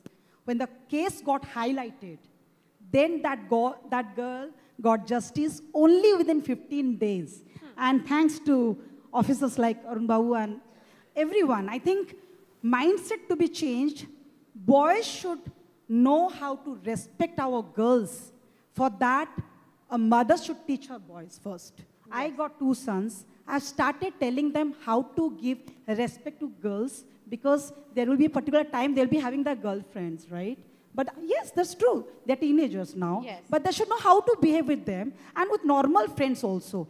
That's gradually this way society will get changed. Yes. So when you're talking about inclusive societies, that's where role at multiple levels of multiple stakeholders comes in. Sukirti, tell us about the roles that mothers play or fathers play in making spaces inclusive. And also, because you are an entrepreneur, when you went ahead with your decision and you said that my workplace will be more women, what was the response like? I think safety begins at home. So like you said, parents play an extremely, extremely important role for the future generations, how they treat any human being, be it a man or a woman. So when I started taking the step of becoming an entrepreneur, there was a huge outcry at in my family. Don't leave your job, you're secured. And when you're in business, you have to go to government offices, you have to go to the municipal corporations, you have to, chappal ghis jayega tumhara daudte daudte because you're going to own a business. So all these things has come. But I must tell you here that women always cannot play a victim. Wo abla nari bechari wala din gaya. It's time we take things in our own hands. We prove ourselves that we are capable, right? So that is very, very important. When 15 years back, I was working in an IT company in London. So I was freshly deputed, as a program analyst, and I had my manager and other team members, and they were not very happy why was a girl brought into the team, right? And when I entered, and they were talking about a program in their own local language, which was from Karnataka, and they said, in their language, they said, ask the hudgi to do it. I mean, ask the girl to do it. So, but they thought that I'm not capable. I was very new, I didn't know. But you know what I did? 2 days continuous, I sat and worked on it. I found my way, I solved the problem, I solved the code, and then I earned my respect. So respect has to be earned. You cannot have entitlement. So a shout out to all the women out there.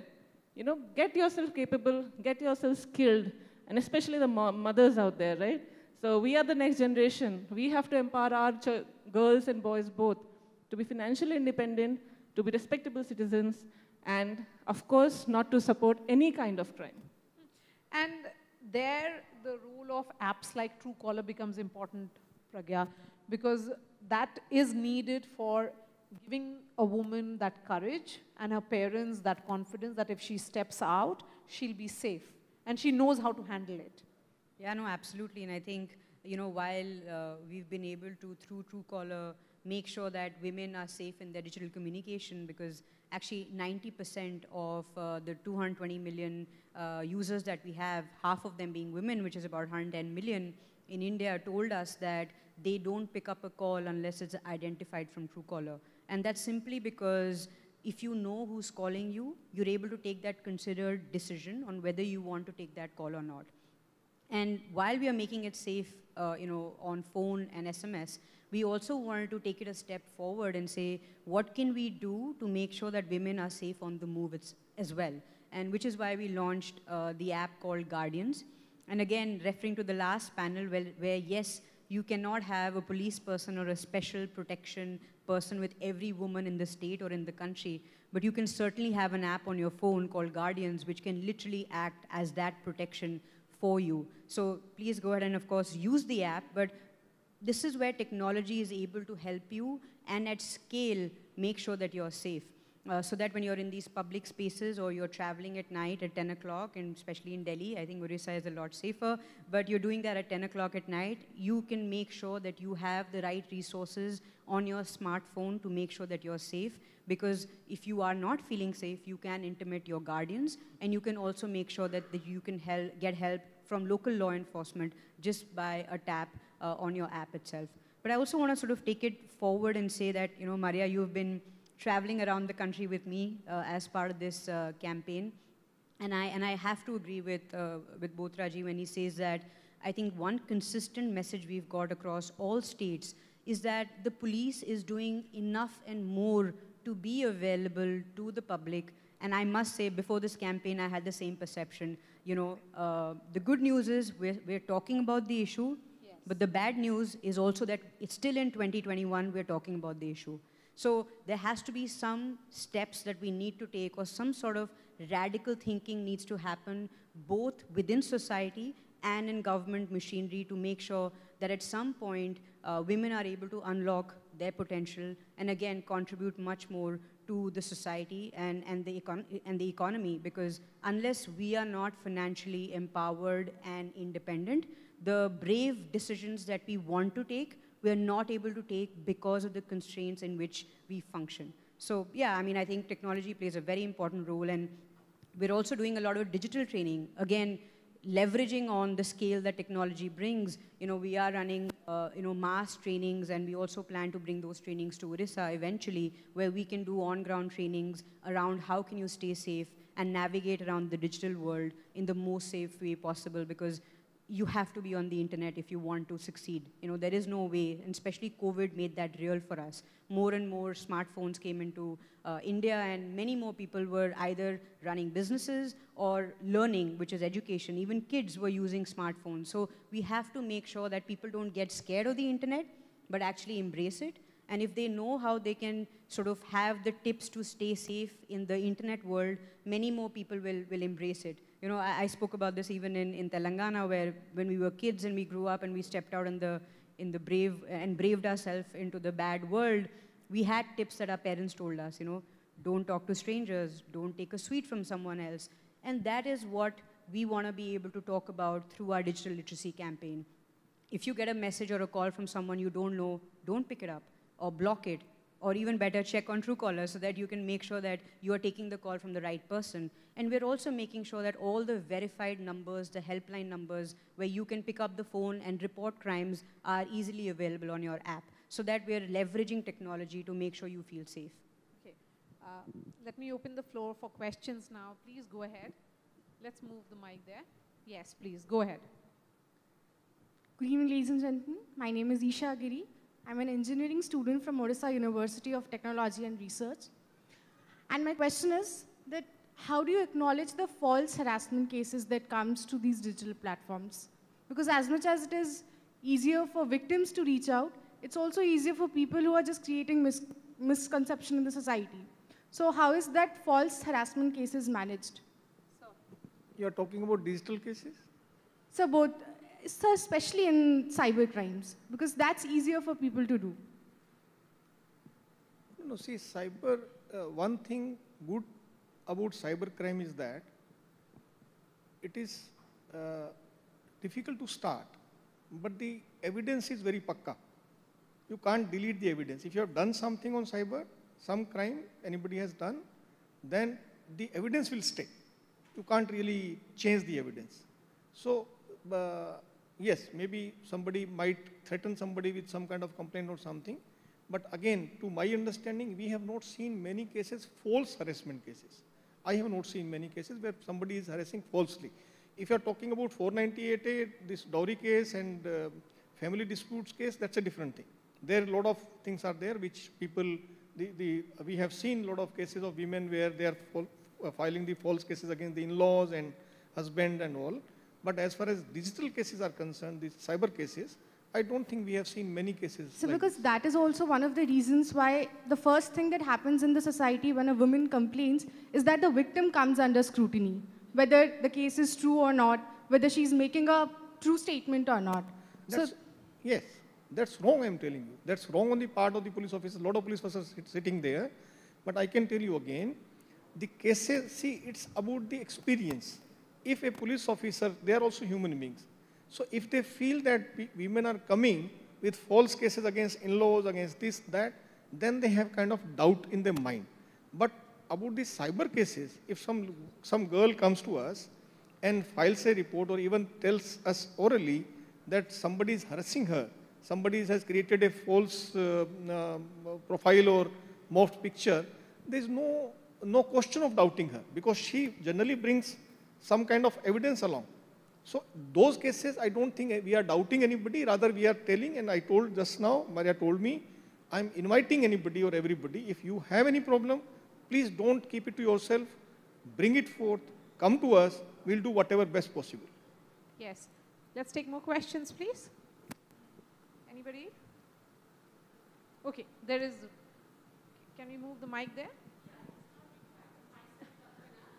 Ma'am, the mic is right there. The mic is required. Thank you. Hello everyone, good evening. This is Professor Kalpana from Exim University. So we are all talking about this economic empowerment, and as I understand, economic empowerment definitely will lead to psychological empowerment. And we are also talking about the educations, the richness of economic resources or awareness which will minimize these kinds of harassment. But what about the corporate world, where more than 50% of the employees or women employees are not able to report their harassment to the boss? Is it the fear of losing the job? Is it what? Really, actually, it is reported in that any kinds of, you will find the business magazine where employees, women employees are reluctant to report against their boss. And they're all economically empowered. So, Kirti, will you take Anyone can take this question. Yeah, I have actually worked in a big corporate world, and I think the policies that are framed by the leadership of the company is very, very important. So in making the policies, for making the policies very transparent, a woman has to be present in the leadership role. So I think that's a big gap that we see in a lot of corporates, that in the topmost positions, we see only men, framing the policies and everything. So I believe that's a big step that needs to be taken, that in any levels of leadership in any corporates, a woman should be there and she should be accessible for the employees to approach. I'll add here, ma'am. Ma'am, in 1997, Vishakha judgment came, Supreme Court Vishakha judgment. Many people even do not know about it even now. So that judgment says, where women employees are there has to be a anti-sexual harassment committee. And the committee has to be headed by a woman employee.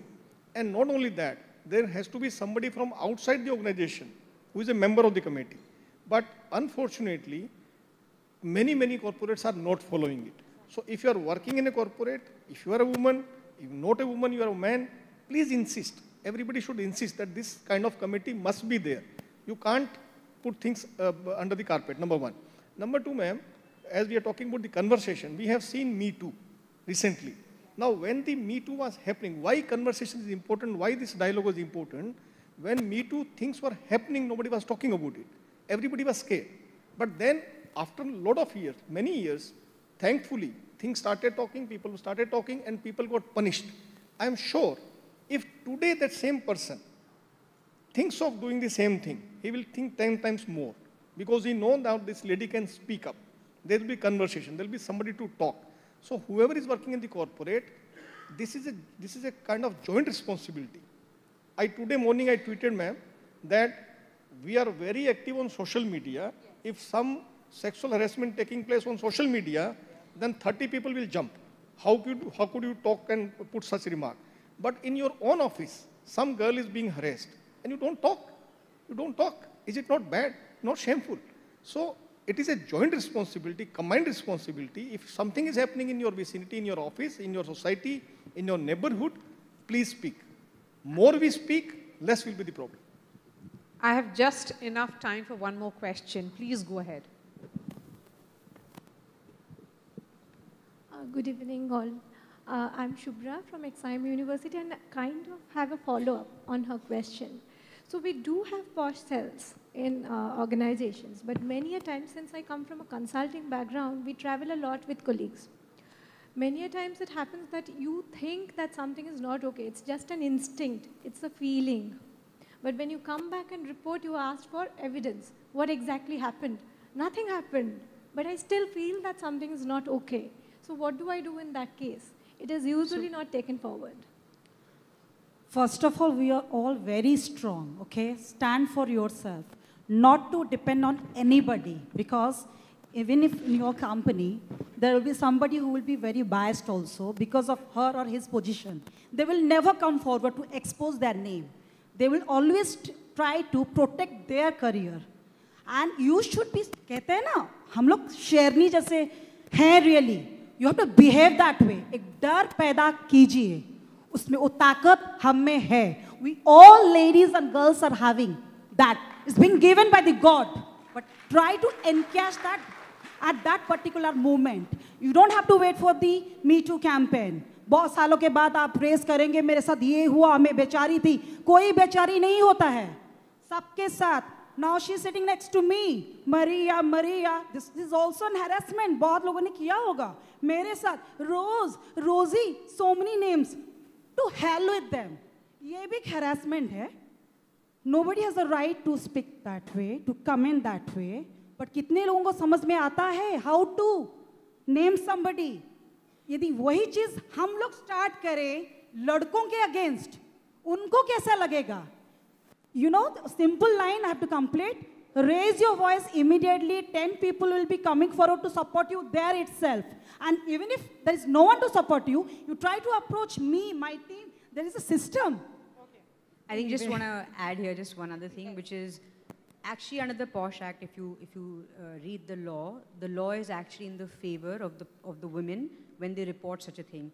So what you said about feeling, and if you say that I get a feeling that I'm not in a safe space, or there is harassment that is being sort of exercised on me, what you say is mostly taken far more seriously than actually the perpetrator, because the proof of the burden actually lies much more on the perpetrator to prove that he is not acting in a way to make you feel uncomfortable. So I think the law is very, very fairly placed if you read about it, and I would say at least in companies like Truecaller, there is a certain agenda to make sure that there is 50% participation within the company and in leadership roles, so that women feel far more empowered and safe and also feel like they can be equals.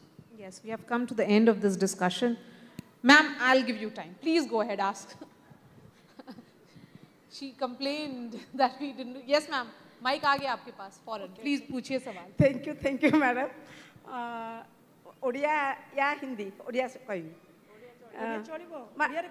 Madam first of all मैं एक गोटे mother अब तो women गोटे disabled छुआर भी माँ actually मुझे जिते शुणिली मत बहुत खुशी लगिला जे मु एई जगह को आसिक मु किछि मेसेज दे पारिबी आ किछि एडवांस आपण पाखरु पाइबी जोटा कि हमर डिजेबल्ड फील्ड रे मु एबे पदन सुनिक आछि हमर डिजेबल्ड सेक्टर टारे किछि केही ओपन करि नाहंती आ मु ए डिजेबल्ड सेक्टर भी मु काम करछि किंतु आम झील मान एमती तो नॉर्मल झील मान तो हारासमेंट नहीं मैम ठीक है हम हिंदी में बोल देते हैं नहीं मैम ठीक है सवाल इनका आपका सवाल का जवाब दे देंगी ये अपना कौन तो उड़िया कौन तो हाँ आप बोल दीजिए कहीं जे आम छुआ आम झील मान मोर भी गोटे झील अच्छी इंटेलेक्चुअल डिजेबल्ड झील तापे आम केमी सेफ्टी एंड सिक्योरिटी दे पारिबु जोटा कि आम निजे थी बापा मैंने डरुंच जे मो झील का लाज लगे काले बाहागर हो पारनी काले सोसाइटी कौन कहीदेव माने यहाँ बहुत अन्याय बापा माँ भी बहुत फास्ट अन्याय करुँच जोटा कि आम आग को मैडम जमी कहले माने शेरिंग सिंह है आमको आग को आसको पड़ो फाइट करा पड़ो आम राइट्स अच्छी जन्मर आम अधिकार अच्छी सबूर किसी कहवाई कि आम सोसाइटी को डरवा कहीं जिते आम डरवा से आम पर अत्याचार होची से मोर रिक्वेस्ट जे आम डिजेबल्ड फील्ड रे आम केमी सेफ्टी सिक्योरिटी आम पिला दे पारिबा आमर अस्तरंगर भी मैडम गोटे सिचुएसन माने एमती इवेंट होता जे ता निज भाई भौणी गोटे डिजेबल्ड भौणी उपरे रेप करिछि किंतु बापा चाहूची पुओ को सेफ्टी देवाई माने पुलिस स्टेशन जावाई भी से मना कर दौरान किंतु झील चाहूची तार न्याय किंतु यही सिचुएसन रे आमे गोटे आमर स्वाभिमान रे मु काम करूची से आमे गोटे टीम जाइथिलु तांको संगे डिस्कशन करिया पे मैडम से माने बहुत लुकायित अवस्था रखिदेले जे नाई झियो मिछ कहूची डेफ झियो डेफ अच्छी क्योंकि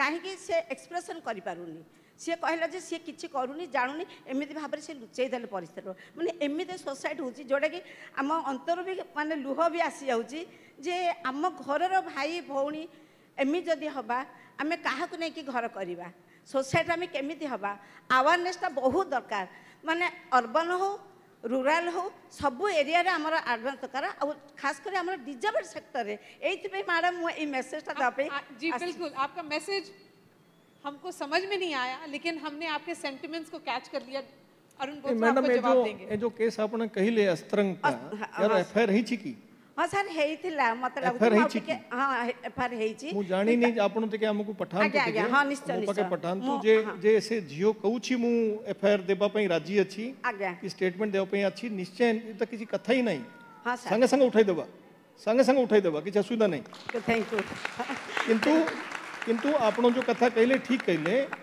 ए तो प्रॉब्लम सबुकर अच्छी और डिजेबल जियो मानकर औरी बेसी अछि I totally agree with that पक्का पक्का आपण कथा ठीक आपण कथा ठीक मैडम बुझिली आपण कथा बुझिली किंतु एठी मु गोटे चांस नै कि आपण कहूची आपण काई कि मु डिजेबल सेक्टर रे बोधे काम करछंती तेनु मु गोटे आपण को आग्रह करछी आपण पाखे जे प्रकार किछि खबर आसीबो आमे सबु जियो को प्रोटेक्शन देबा पई अछु किंतु जे डिजेबल झील हेले मु निजे कम करी चिंता करतु ना आपण मत कहे कम टू माय ऑफिस मु कटक रे रहूची कटक मोर ऑफिस अच्छी आपण आसतु आपण डिजेबल झील मान से अन्याय जे अत्याचार करथिबो किए लोक ताको तो छाड़ीबार प्रश्न ही नहीं आपण आमु कहबे Sir, 30 seconds and you translate that for us, please. If you could translate that conversation you had for the I'm sorry. She said that there's a disabled girl. She has been raped by her own brother. The family is trying to hush up the issue. And the girl wants to have a legal action against the brother. So I have requested her that if the case has been registered, please let me know the case number. If has not been registered, we will send a special team there to talk to the girl. If the girl is still willing, see, in such case, anybody can file an FIR. It's not that the girl can only file the FIR. She can file the FIR. And also I added, because she's working in the disability sector, I said see, we are here to protect every girl, every citizen for that matter, every male, female, whoever is a victim. But in case of disabled girls, I said from my side that we will be much more serious and we will ensure that anybody doing such thing to a disabled girl cannot be spared. Absolutely, on that assurance, sir, which is the need of the hour. And this is what Network 18 and Truecaller is aiming for, these conversations. ये जो आपने उड़िया में बोला और हमें नहीं समझ में आया, लेकिन जो यहाँ के स्टेक होल्डर हैं उनको समझ में आया और उन्होंने आपको सोल्यूशन प्रॉमिस किया है. यही हम लोगों का एम है. हम लोग हर शहर में जाएंगे और इसी मैसेज के साथ जाएंगे that harassment has to end. So thank you so much, ladies and gentlemen, for being a great audience, and thank you, Arun Bothra sir, Dr. Rosalind, Sukriti, and Pragya. Thank you so much. Thank you, Maria, for that absolutely wonderful session, enlightenment and insight at its best. May I request Sridhanidhi Das, Senior Editor, News 18 Odia, to please join us on stage and present small tokens of gratitude to the panelists and the moderator. And thank you very much, panelists, for adding your thoughts, your experiences to this session. As they say, positivity is contagious. I'm sure these words will go a long way in inspiring every woman present here and everyone who's watching this show live to stand for themselves, to call it out, because it's not okay to harass a woman. Thank you so much.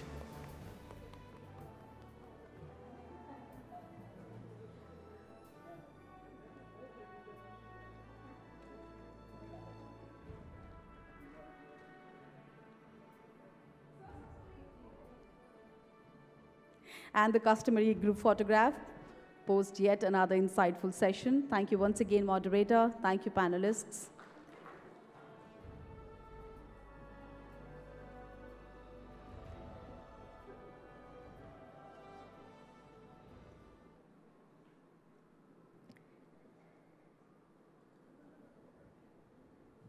Creating safer spaces for women will not only lead to their economic empowerment, but also contribute towards the growth of the nation.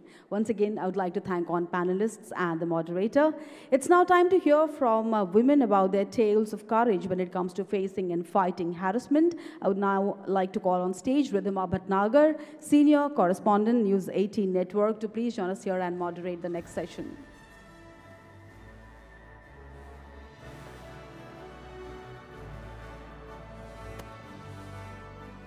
Thanks a lot for that, and thank you for being such a wonderful audience. It's a pleasure being with all of you this evening and to really take on from what Maria was saying and continue these conversations, tales of courage, and what a perfect timing to be in Bhubaneswar, in Odisha, when we have Draupadi Murmu, who's of course been nominated by the NDA as the presidential candidate and could in fact become the first tribal woman President of India if elected. So we'd love to have these conversations with you. But as we said, when a woman shares her experience of facing harassment, she in fact takes the first step in ending the cycle of abuse. And this really becomes the first barrier that women today need to break, to have these safer spaces where these conversations can happen. I'd like to invite on stage Anuradha Biswal, the First Lady of Olympian of Odisha. She has been a track and field athlete who specialized in 100-meter hurdles. Please. I'd also like to invite on stage Niharika Dash, well-known actor, social media influencer, diabetic educator. She's won many awards and accolades for her work. I'd also now like to invite on stage Prakriti Mishra, an actor known for her work in Odia films and Hindi television. She's also a recipient of the National Film Award. This side, please, Prakriti. We'd also like to invite on stage Sohini Mishra, playback singer hailing from Odisha, having recorded songs in Odia, Hindi and Bengali. Sohini is a powerful voice in the music industry.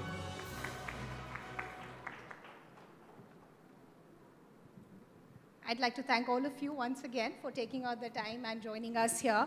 As we said, these conversations unfortunately happen, but they happen in close quarters.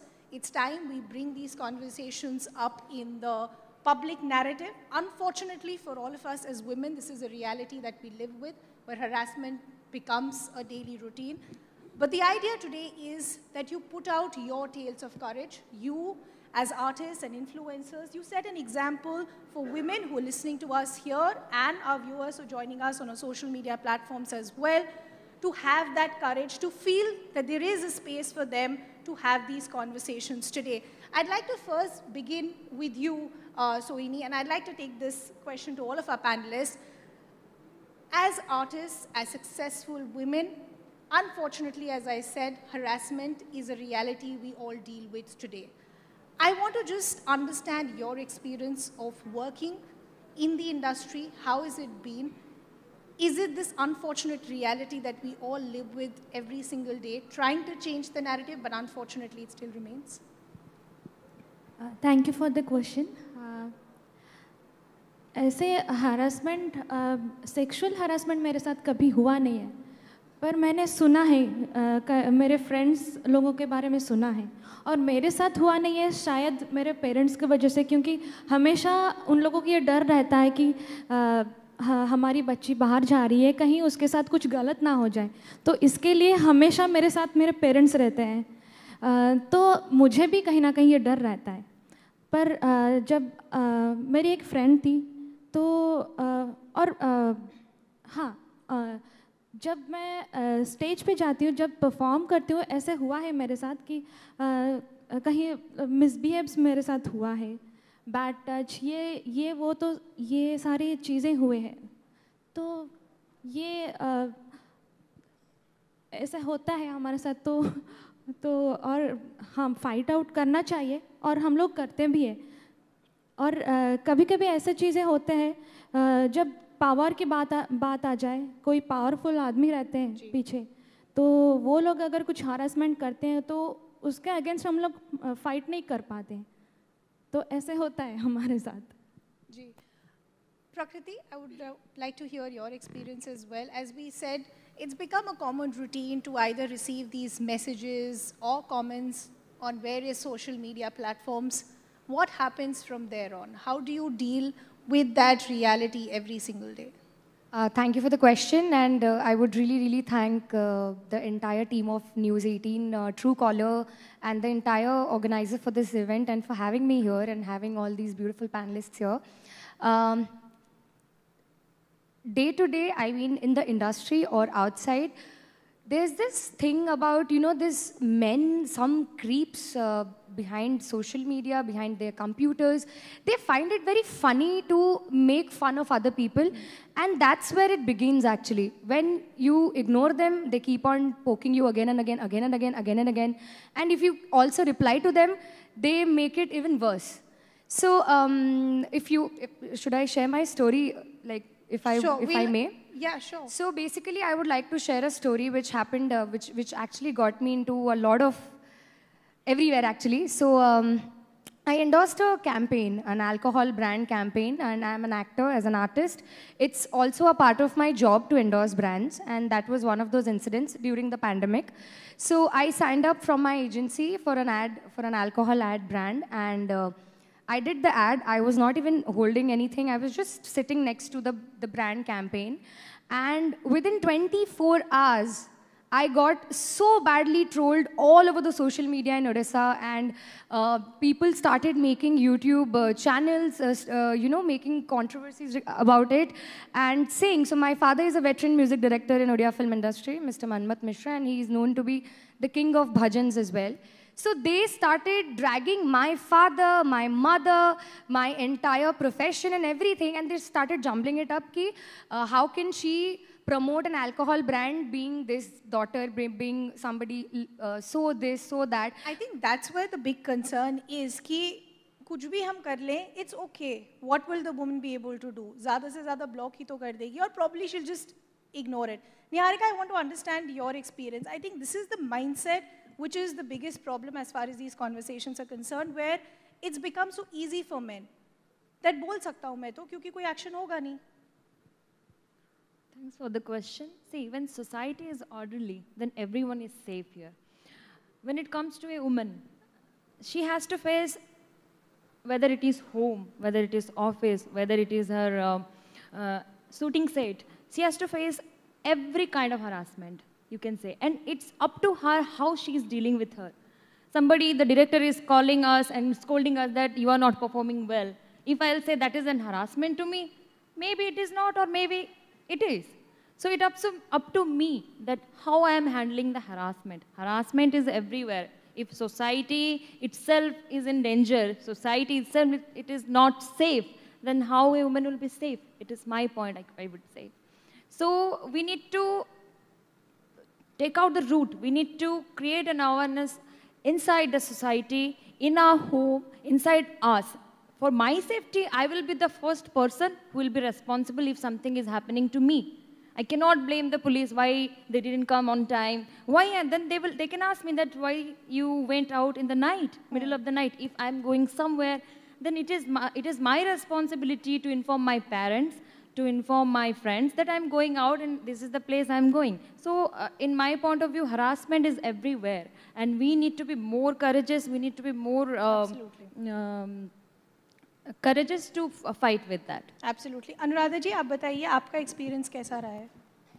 Before I begin, I would like to thank News 18 and Truecaller. Really, it's a very nice program regarding the harassment of women, and I am being the part of here. And harassment, it is my I have faced harassment in social media. When I was created a social media account, when a person, across my account, and he started texting message, bad message. After that, I shared with my husband and my close friends. Then I immediately blocked his account. And after this harassment, I felt it's very bad, and then immediately I closed the account. But see, that's the problem, that no field today is deprived of these conversations, of these messages. Prakriti, what I want to understand from you is the biggest root today is that the minute a woman says, I've been harassed, there is victim shaming that's involved. तुमने कपड़े क्या पहने थे? तुम रात को कितने बजे बाहर गई? Did you know the people you were with? This is the root cause that needs to go, because this is the fear why half the harassment cases don't make it to the public narrative. Absolutely, and what I was just saying, so right after that controversy and right after people started dragging my parents and me to the story, so I immediately rushed to the nearest police station, and I must give a big round of applause to the entire police department of Odisha.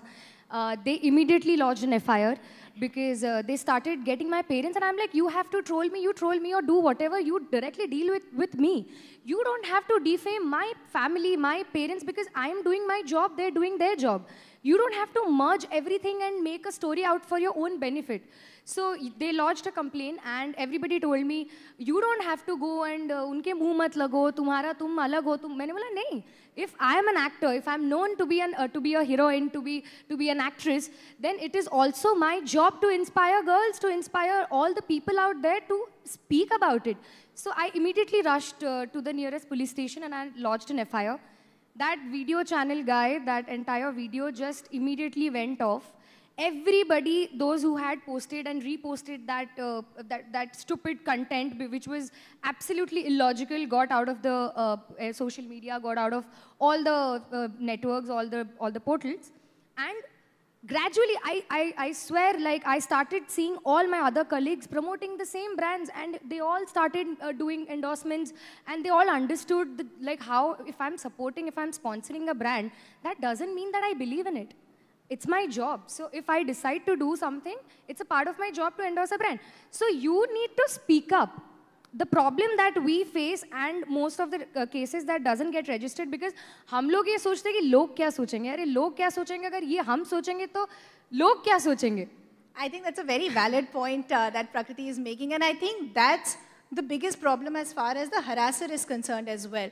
Because उनमें भी एक ही understanding है कि लड़की ज़्यादा से ज़्यादा क्या ब्लॉक कर देगी. There is no fear of public shaming and that's why today we are saying don't just block it but call it out, because if you set an example once there will be multiple other women who will learn from you.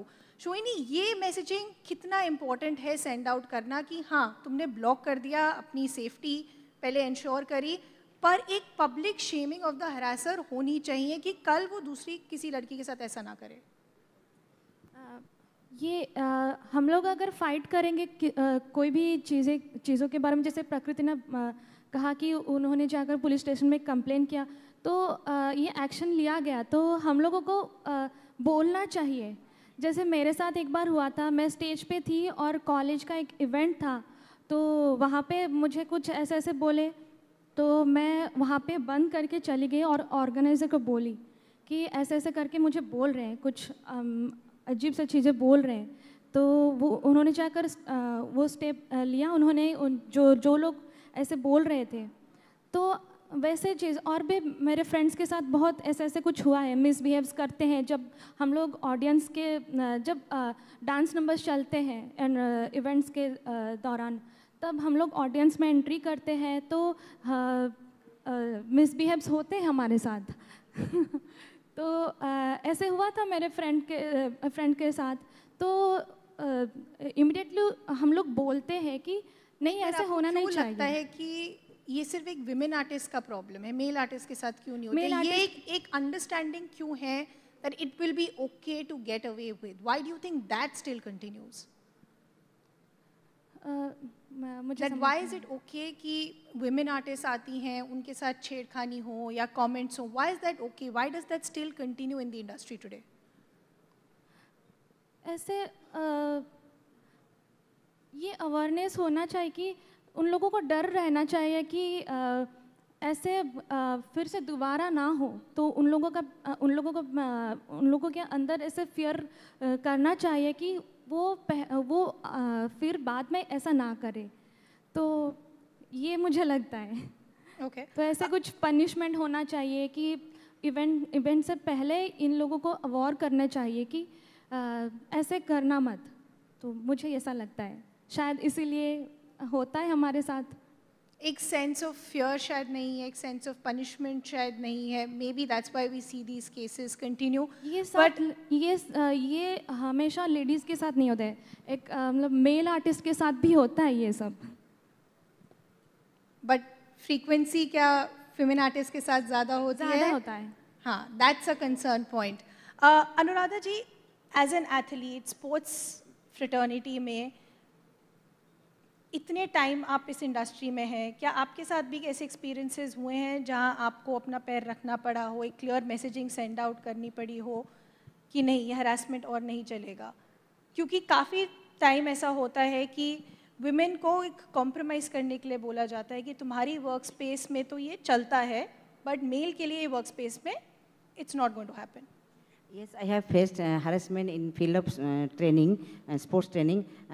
I remember when I was training under my foreign coach Yuri Alexander, in Indian camp, one Indian coach returned me and pulled my leg. वो बोल रहे नहीं, तुम training नहीं करना चाहिए foreign coach के पास, क्योंकि उसका एथलीट आगे नहीं जा पाएगा. जैसे एकदम पिक्चर में, जब दंगल पिक्चर में जैसे हुआ था, इसका पिताजी को एक जैसे कॉमनवेल्थ गेम्स का टाइम में इसका दरवाज़ा बंद करके रख दिया, वो जैसे परफॉर्मेंस अच्छा नहीं दे पाएगी. वो जो गीता पोवर उस टाइम में भी उस 2010 में कॉमनवेल्थ गेम्स में पार्टिसिपेट किया था. तो ऐसा होता है, हैरेसमेंट होता है, but how to overcome that situation, face to have strongly and bravely. जे ऐसा हमको होना नहीं चाहिए, क्योंकि उसी टाइम माइंड सेट करना है. तो immediate I had discussed with my foreign coach and immediately he said me okay Anuradha, I have no problem, you come and take training from me.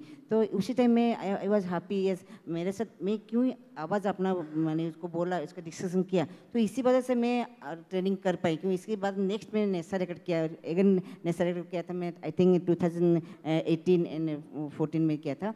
तो ये मैंने जब भी लड़के हमें नॉट ओनली स्पोर्ट्स. आसान था अपना आवाज़ उठाना? यस, आसान था आवाज़ उठाना? आसान था, क्योंकि sportsman just like A fighter lady, sportsman and all other that time में आपका साथ जो बुरा होता है वो आवाज़ उठाना चाहिए. क्योंकि अगर हम जैसे मेरे सोहिनी मैडम बोला, जैसे हम रह जाएंगे चुपचाप तो कुछ नहीं होगा, हमको आवाज़ देना चाहिए, क्योंकि हम इनजस्टिस होने से raise the voice, I think. Niharika, where do you stand in this? Unfortunately, as I said, these statistics are very, very unfortunate for all of us to deal with. A survey by Truecaller, an independent survey, put out numbers which are very, very stark. It says about 1 out of 3 women face harassment on a day-to-day basis. For somebody who's a public figure, sometimes that becomes as an easy bait for harassers to target them. Do you think that's a problem and you face that in your profession? Absolutely, because when you are into public, you are coming on TV, you are coming on theater. So people, whatever you do, whatever news come on you, they think that it is true. So media has also a vital role in this.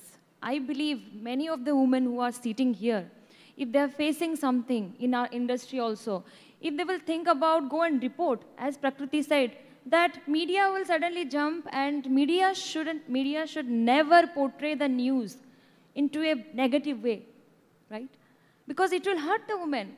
How she will go and how she will stand for her when her news is not right, when her story is not true.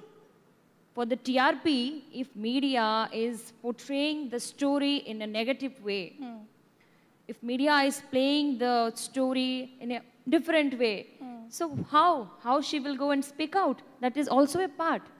Most of the women sitting silent. I have seen in my set, they face harassment, but I couldn't realize in the moment like how you were sitting and these people are behaving with you like in a bad way and you are okay with it just because you are working here. If you have knowledge, if you really want to work, just quit it, go. Wherever you will go, you will face harassment. But once in a life, you need to stand for yourself. So how do you sensitize workplaces as well, right? Because that's the fear for a lot of women, that if I raise my voice, will I lose my job? Is that the fear that continues to play out? Correct. Yes, it is. I have seen it. I have seen women, they think like if I will say something about my boss, he will just say, just go to home. I cannot work. I will not get another job. But no, I don't believe in that. Why? Why to fight there where you are not mentally stable? How long you can work there? How long you can drag the job? You should immediately quit. If you don't want to take any action, that is fine, in my point of view. But for your mental peace, you should leave that place. And what it is, if you are going to the second job, you will not get any kind of mental harassment. You have to create yourself like that. If somebody is coming to Niharika, he should think 1,000 times to say something to Niharika, right? If I will be like that, I will be portray myself, okay, whatever my boss is saying, I'm okay with that. Then my boss will say. Absolutely. You set your own lines, you draw those boundaries so that people know that enough is enough and this is not okay. Yes. But I also want to understand, Prakriti, from you, essentially the problem today is a lot of cyber crimes that are taking place. How do you make the online space safer for women? And the reason that I'm asking is because all of us today survive on social media. We survive online. Most of our work happens on the online framework.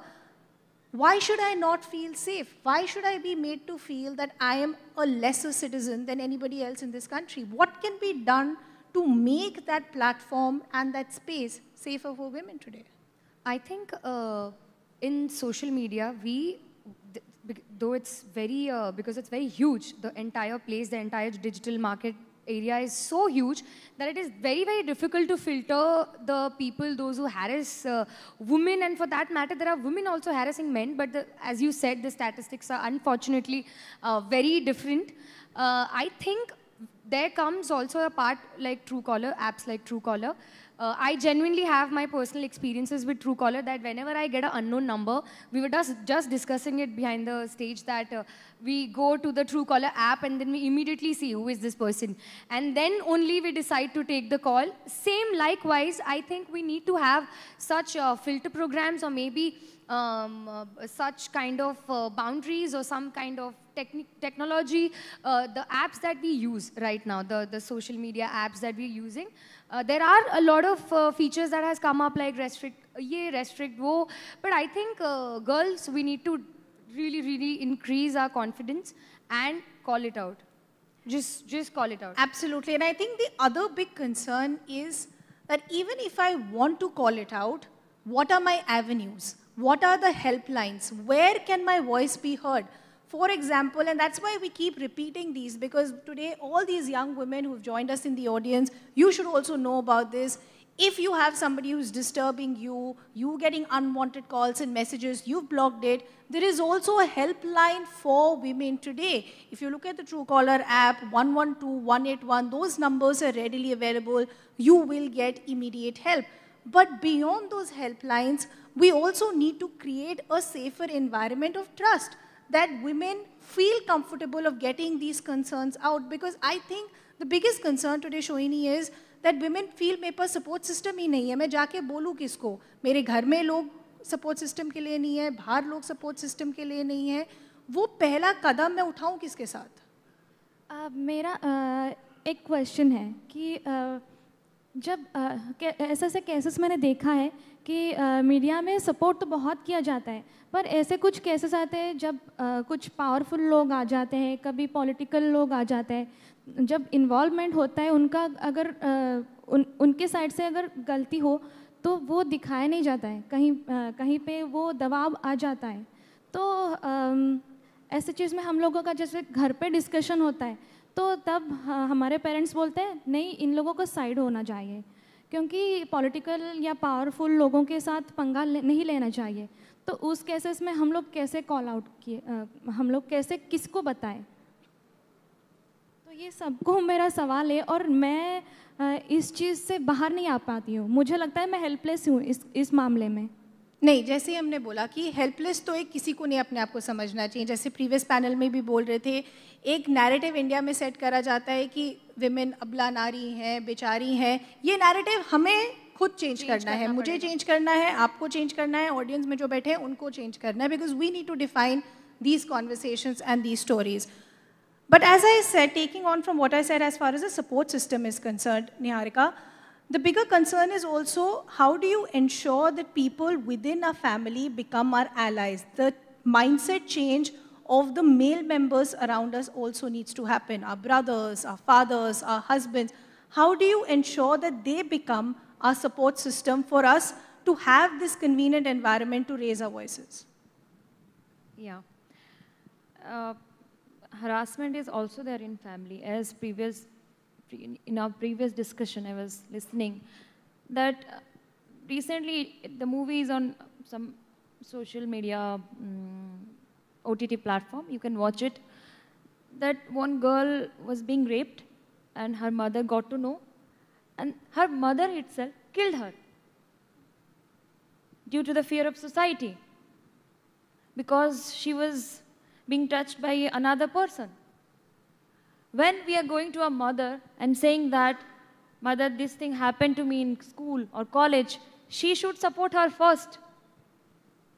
And when we are going to tell our sister, if you have an elder sister, then she should support us first. There comes father and brother and anyone else. It's not like men always harass a woman. It's also about a woman can harass a woman. We cannot say like all women support all the women same time. I've seen. But we need to support, we need to create that environment that our children should come and speak out. Like these things are happening in our life. A small 8 or 9 years girl cannot come and say that she or he touched my this part. This is a very crucial time, and this is a very bold thing which we can taught our children in our house.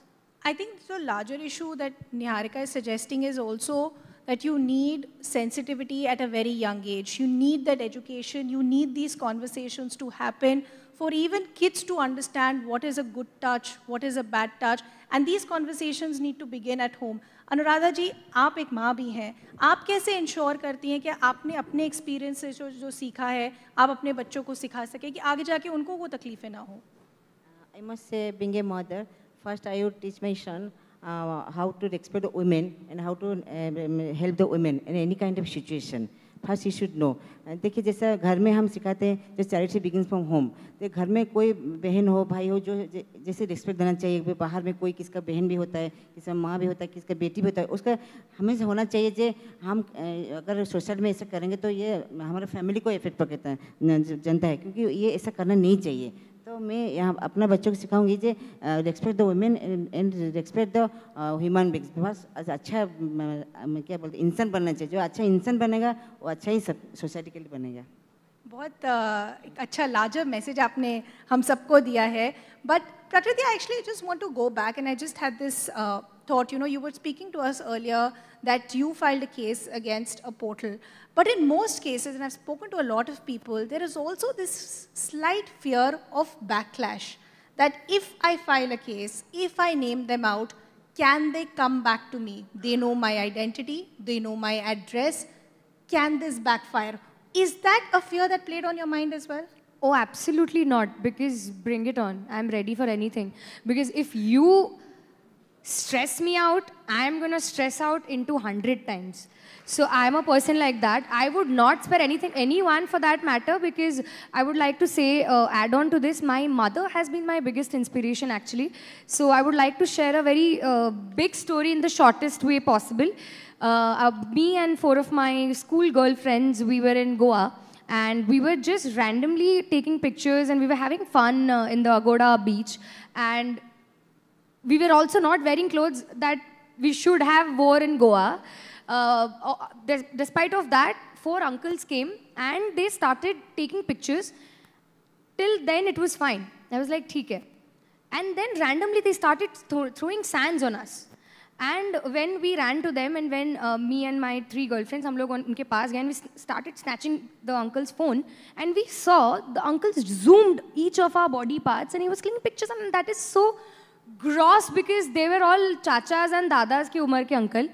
And I immediately called my mother, because we were 4 girls, and something like that had happened for the first time physically to me. So my mother said, listen, immediately go to the police and report a file. And I think that is what we all, all the mothers, all the parents should start teaching their girl childs to go and immediately go to the law, because that's the best possible way to reach out and you get the immediate help. We rushed to the police station. उनमें से वो 2 uncle भाग गए थे. एक को तो मेरी best friend, she jumped on him and she was like, तू इधर ही रुक. So she literally grabbed one uncle and he had to stay. We went to the police station.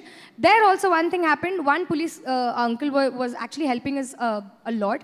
And there was other person sitting next to him and he was like, ज़रूर इन लोग का ही कुछ गलती होगा. And we were like, यार मतलब, and those uncle उन्होंने रखा वहाँ पे. They were all in the lockup because we were like, we are not feeling safe to go back to our hotel rooms right now, because it was already 8 o'clock in the night.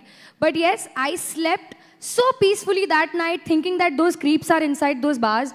And I think we all girls, we deserve that peace of sleep every night. So please go out, fight with the creeps, have a very peaceful sleep at night. I think I do it because I need to sleep nicely at night. Hats off to your spirit, and hats off also to the support system. It's lovely to hear that the first call was made to your mother and your mother said, I'm behind you. She's like, go to the police station immediately and FIR kar lo. Jaake sang FIR But Prakriti, as much as, you know, I love to laud the efforts, not just of your courage, of your family system, but how many of us are that lucky to have that system? Because शोइनी, ये मैं आपसे भी समझना चाहती हूँ, क्योंकि सबसे बड़ा कंसर्न ये भी होता है कि अगर ठीक है जाके मैंने FIR कर भी दिया, उसके बाद क्या होगा?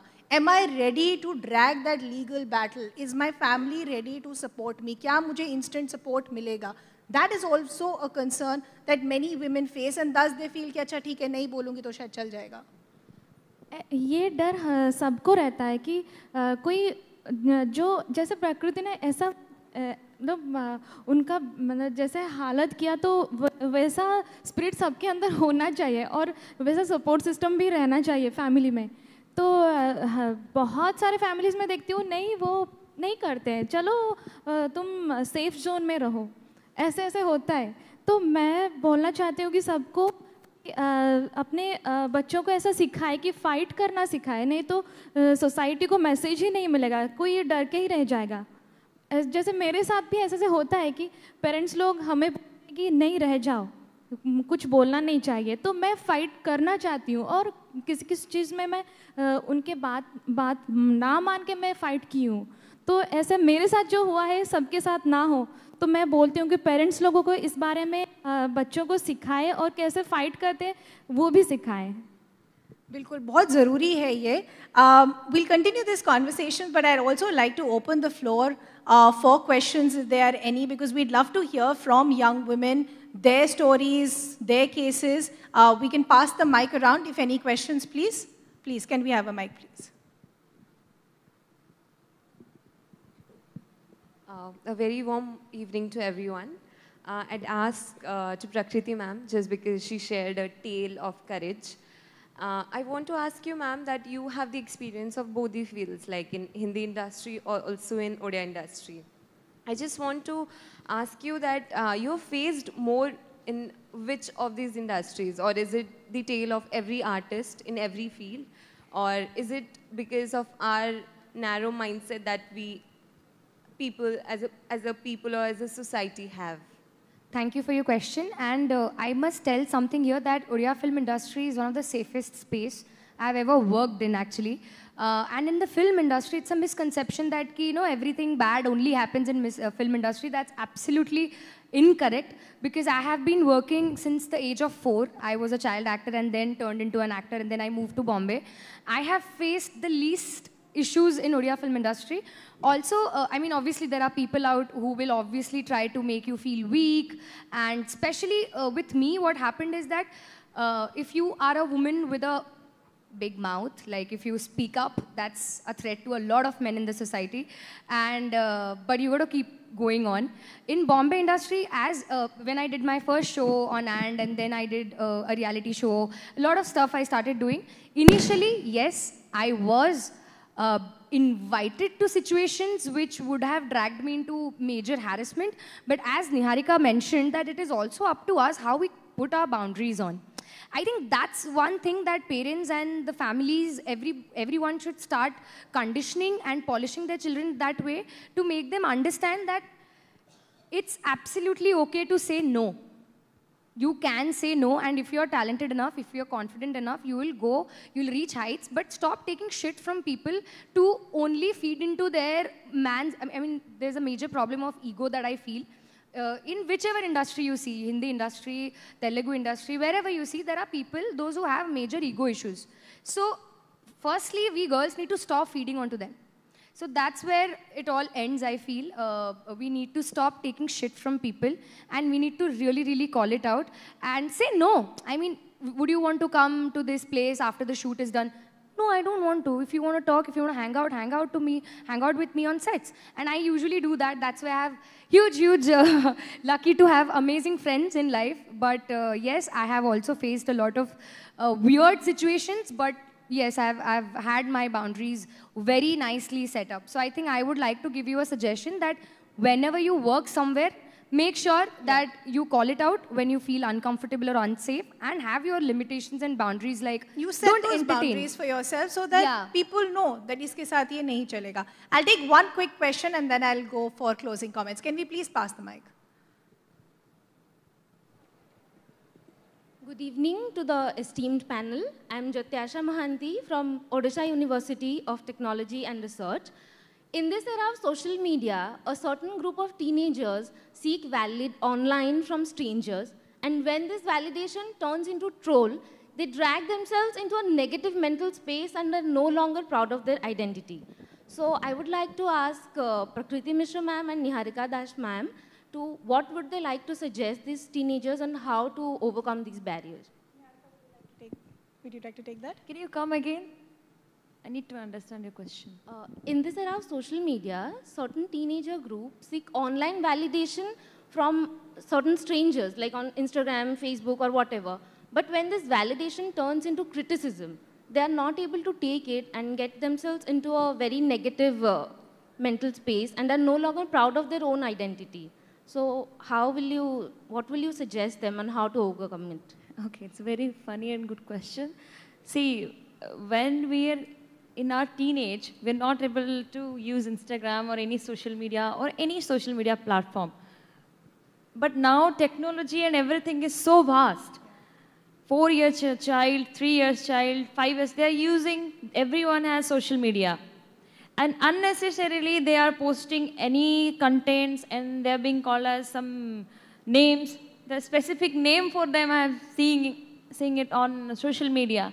But first of all, as I said, it's up to you. Why to drag problem for yourself and blame other? People are here to criticize you. People are here to give you mental stress. That will come free for you, right?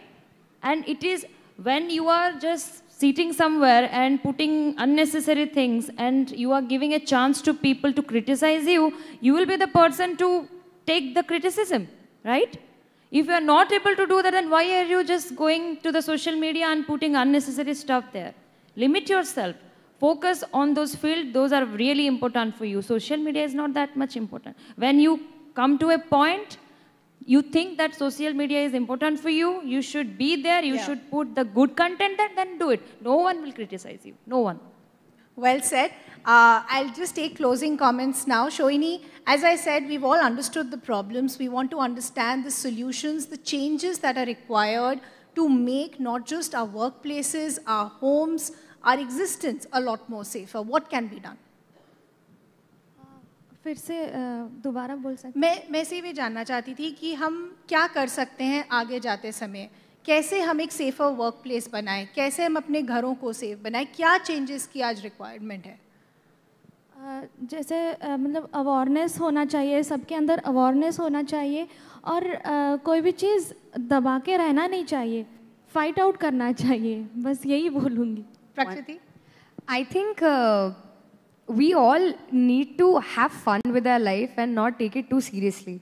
That's where I think we can sort a lot of problem. Because as her question was about validation, that we have become a generation of always seeking validation कि ये मुझे क्या बोल रहा है, you're beautiful, you're this, you're that.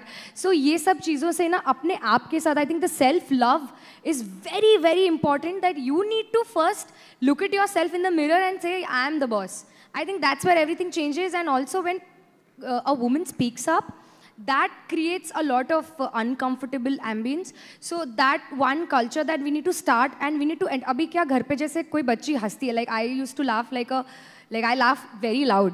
So one of my auntie, she was like, कितने जोर है हंसुची, मतलब कितना जोर से बात कर रही है, हंस रही है, की तरह से हंसो, हाँ थोड़ी लड़की की तरह हंसो, मतलब मैं ऐसी हंसती हूँ, and I am forever gonna laugh like this. If you have a problem, close your goddamn ears. So I think this is the entire culture and the conditioning that we need to change in the families, in the workspace, to speak. Not unnecessarily speak, but when there's something wrong happening to your colleagues, to your friends or whoever, just make sure you speak it. Because सब लोगों को ना public में बहुत डर लगता है, जो गलत होता है ना उसको पब्लिक में बहुत डर लगता है। I think बहुत crucial point प्रकृति बोल रही है, don't just speak up for yourselves, but speak up for women around you as well. That support system is also needed. Anuradha ji? One thing I'll share.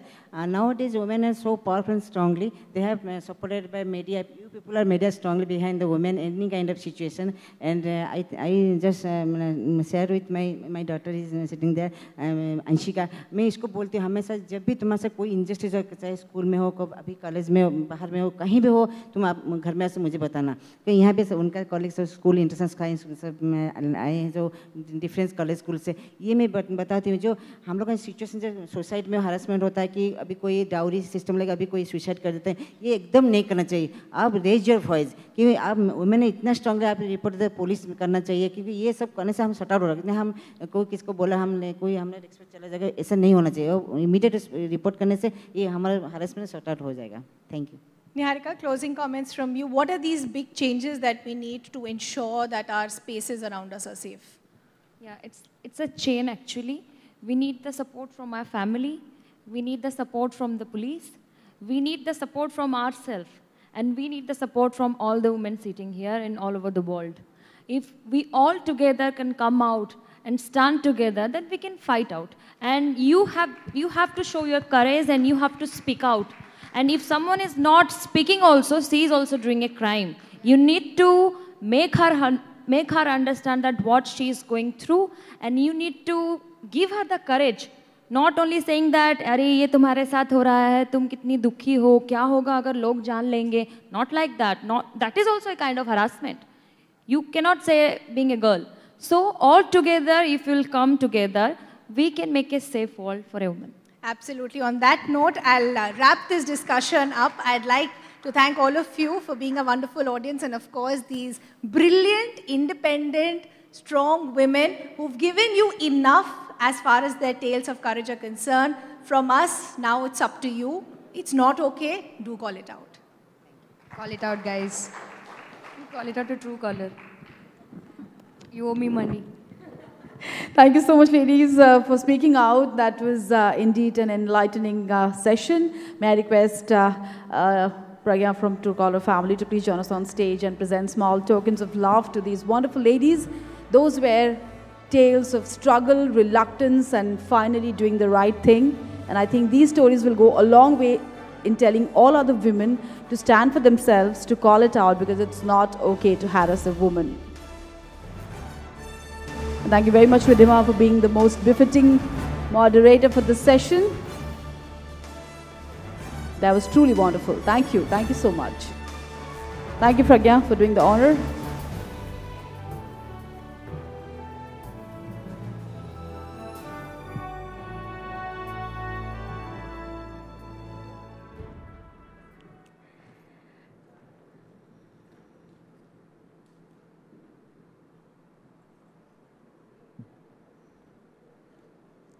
It is indeed sad and ironic that in a land that preaches Jatra Narjestu Pujyante Ramante Tatra Devata, the land where women are worshipped, resides the gods.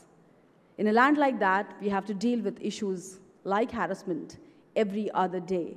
That's because people who are harassing us are not really strangers. They know us, they live around us, and they are very confident we will not speak. We will refrain from complaining, however uncomfortable it might become. Let's prove them wrong. That's where News 18 Network family, Truecaller family asks you to call it out because it is not okay to harass a woman. On that powerful note, we come to the end of News 18 Network and Truecaller's Call It Out Odisha Town Hall. Ladies and gentlemen, it's time to stand united against harassment. Remember, it's not okay to harass women. And it's not okay for anyone to ignore harassment either. You can report harassment by dialing 112 or 181 or visiting cybercrime.gov.in. If you want to learn how to tackle harassment, log on to itsnotok.in and take the True Cyber Safe curriculum.